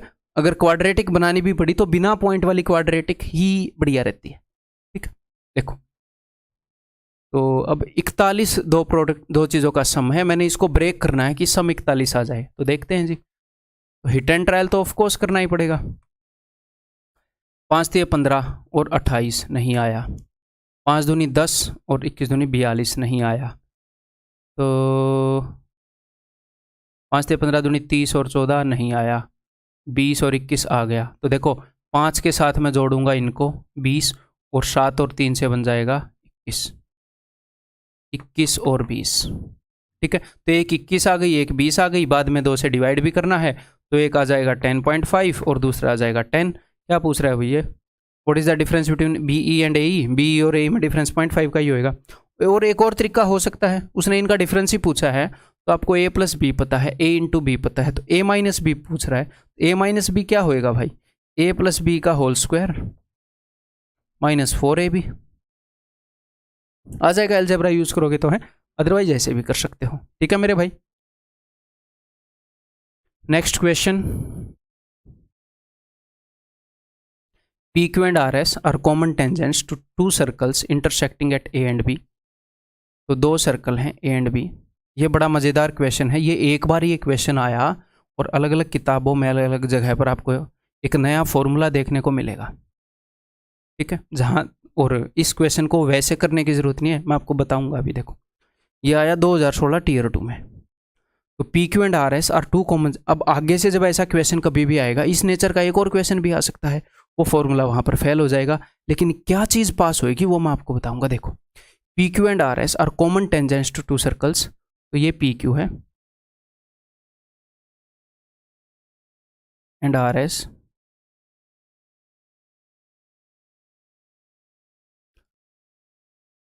Intersecting at A and B. Circles जो हैं वो ए और बी पर इंटरसेक्ट कर रहे हैं, ये ए है ये बी है, ठीक है। When produced both sides meet the tangent P Q, A B को जब प्रोड्यूस किया दोनों तरफ, तो ये टेंजेंट पी क्यू को और आर एस को एक्स और वाई पर मिल रही है। तो एक फॉर्मूला बना दिया गया है कि भैया एक्स वाई का स्क्वायर माइनस ए बी का square is equal to P Q square, इस टाइप से। एग्जैक्टली मैं उसको याद भी नहीं रखता, बट शायद यही होएगा। इस क्वेश्चन को करना कैसे हो मैं आपको बताऊंगा। मुझे एक बात बताओ, अब आप एक नई स्लाइड ले लेते हैं, वहाँ पर समझते हैं। लेट अस टेक ए नई स्लाइड, आखिरी क्वेश्चन है ये, और तो आप में से कई लोगों की जान में जान आई होगी, है ना। मुझे एक बात बताओ, अगर मैं एक सर्कल खींचता हूँ मेरे भाई और उसका डायमीटर खींच देता हूँ, तो इतनी कॉमन सेंस आप में है कि नहीं कि ऊपर जो चीज़ होएगी एग्जैक्टली सेम नीचे होएगी? इतनी सिमेट्री, सर्कल कितनी सिमेट्रिकल फिगर है भैया, डायमीटर खींचोगे तो ऊपर जो है वही नीचे है। ऐसे ही अगर मैं 2 सर्कल खींच देता हूँ, मान लो ऐसे दूर दूर ही खींच दूँ, तो और ऐसे डायमीटर में खींच रहा हूँ, तो ऊपर जो चीज़ें हैं वही नीचे होंगी। इतनी सिमेट्रिसिटी है सर्कल में बेचारे में, इतनी नॉलेज है आपको। अगर मैं 2 सर्कल को इंटरसेक्ट करा दूं, भले ही मैंने इंटरसेक्ट करा दिए, तो जो चीज़ ऊपर घटित हो रही है वही नीचे होएगी कि नहीं होएगी? जब 2 सर्कल को हमने इंटरसेक्ट कराया था और मैंने आपको ये चीज़ वहाँ पर भी सिमेट्रिसिटी से बताई थी, हम प्रूव तो कर ही सकते थे कि भैया ये जो कोड है ये 2 बराबर हिस्सों में बटेगी, है। तो आपको ये सेंस होनी ज़रूरी है, तो कई काम आसान हो जाएंगे। तो डायमीटर के ऊपर और नीचे वाली सिचुएशन सेम है। यहाँ से जो टेंजेंट ऊपर जो खींचा गया है भैया, अगर एक्स वाई है और नीचे पी क्यू है, तो X Y is equal to P Q, क्योंकि सर्कल सिमेट्रिकल है, बीच में डायमीटर खींचा है, तो ऊपर जो हो रहा है वही नीचे होएगा। समझ में आ रही है कि नहीं आ रही है बात? ठीक है, क्लियर है जी। तो चलो फिर देखो, A B is equal to 3, तो ए बी जो है this is equal to 3 and X Y is equal to 5, X Y 5 है। तो मुझे एक बात बताओ, ये 3 है, 5 में से 3 गया 2, तो इससे ऊपर ये 1 होएगा, ये 1 होएगा। एग्जैक्टली इस सिचुएशन को देखने के लिए हमें ये चीज़ प्रूव करने की ज़रूरत नहीं है। जैसे अपने पास वो क्वेश्चन था, अगर आप मैथ्स के अंदर थोड़ी सी भी आप सिमेट्रिसिटी की सेंस रखते हैं कि अगर ये चीज़ें आइसोस्केलस ट्रायंगल है और यहाँ पर हम अंदर सर्कल ड्रॉ कर रहे हैं, तो कोई दिक्कत नहीं है। आइसोस्केलस ट्रायंगल के अंदर यहाँ ये फिगर सिमेट्रिकल होती है। अगर मैं बिल्कुल बीच में से लाइन खींच दूँ तो इधर और इधर सेम ही होएगा, B P equal to P C. ठीक है मेरे भाई, क्लियर है? ओके जी। तो अगर 5 है, 5 में से 3 गए 2, तो ऊपर ये वाला और ये वाला बराबर होएगा। इस डायमीटर के ऊपर और नीचे सेम कहानी चल रही है। ओके जी, पी क्यू और आर एस बराबर होंगे, चाहे इनको प्रूव कर लो। ठीक है, then P Q will be what, तो पी क्यू की लंबाई क्या होगी? तो अब देखो जरा, ये एक पॉइंट है जहां से हमने टेंजेंट खींचा ऐसे और ऐसे। तो मैं एक बात बोल सकता हूं, एक्स पी का स्क्वायर इज इक्वल टू, मैं इस सर्कल की बात कर रहा हूं, सर्कल नंबर 1 की, एक्स पी का square is equal to X A into X B बोल सकता हूं। तो एक्स पी का square is equal to X A that is equal to 1 and X B that is equal to 3 + 1 4, तो X P is equal to 2। अब बोलोगे जी हाँ sir. और मैं ये भी बोल सकता हूं P X is equal to R Y, चीजें सिमेट्रिकल हैं भैया। आप बोलोगे सर सर्कल छोटे बड़े हैं, चाहे एक कितना भी बड़ा हो, दूसरा कितना भी पिद्दी हो, जब आप इनके डायमीटर खींचोगे तो सर्कल का डायमीटर जो है वो उसको चाहे ऐसे खींच लो, ऊपर वाला और नीचे वाला हिस्सा सिमेट्रिकल है, कैसे भी खींच लो, तो सर्कल का डायमीटर जो है 2 बराबर हिस्सों में बांट रहा होता है चीजों को, बिल्कुल सिमेट्रिकल कॉन्ग्रुएंट चीजें एक दूसरे के ऊपर भी रख सकते हैं। ठीक है जी। तो अब एक्स क्यू का स्क्वायर, एक्स क्यू का square is equal to X A into X B, circle number 2 के अंदर tangent second theorem, X Q square is equal to X A, पहले ए पर काट रहा है फिर बी पर काट रहा है। ठीक है, so that is equal to 1 into 4, so X Q is equal to 2 + 2 4, that's it. Clear है? यहां पर कुछ भी रटने की जरूरत नहीं है, क्लियर है? समझ में आ गई बात? तो भाई इस वीडियो के अंदर इतना ही, ये लास्ट क्वेश्चन था। आपको ये क्लास कैसी लगी ये आप ज़रूर, प्लीज़ रिक्वेस्ट है आपसे, आप टेलीग्राम पर एक मैसेज करेंगे तो मुझे क्या मिलेगा बताओ? कुछ खास ऐसा नहीं है ना कि फाइनेंशियल गेन हो जाएंगे, ये हो जाएगा वो हो जाएगा, भाई वो सारी चीज़ें अलग हैं, हमारा एक कनेक्शन भी बनता है, सब कुछ ये नहीं होता। ठीक है, ज़िंदगी चलाने का माध्यम है, ठीक है, लेकिन सब कुछ ये नहीं होता। हमेशा ये दिमाग पर हमें नहीं रखना चाहिए, हमारा एक कनेक्शन है कि नहीं है, बताओ है? तो जब आप ये चीज़ें बोलते हो, बिकॉज मैं आपकी शक्ल नहीं देख पा रहा, मैं आपकी आवाज़ नहीं सुन पा रहा। ऑफलाइन में क्या है कि एक इंटरेक्शन होती थी, भले ही स्टूडेंट चुप हों, वो ये भी ना बोलें सर आपने अच्छा पढ़ाया या सर मुझे यहाँ समझ में नहीं आया, उनकी शक्ल देखकर पता लग जाता था और वहाँ पर उसके अकॉर्डिंग मैं एक्ट करता था। अब यहाँ पर आप मेरे को देख रहे हो तो क्या है, आप भी एक बार आप कैसे मेरे साथ इंटरेक्ट कर सकते हो? मैंने तो इंटरेक्ट कर लिया पूरी क्लास में, आप जब सामने से कुछ लिखेंगे, एक ही वे है। तो चाहे यूट्यूब पर देखो, कोर्स के अंदर देखो, तो कोर्स के अंदर तो टेलीग्राम ग्रुप के अंदर आप बताओगे अभी रिकॉर्ड कर रहा हूँ वीडियो, तो अदरवाइज तो लाइव चैट में हो जाएगी। तो क्या है मामला, प्लीज़ वहाँ पर अपना फीडबैक दिया करो, ठीक है?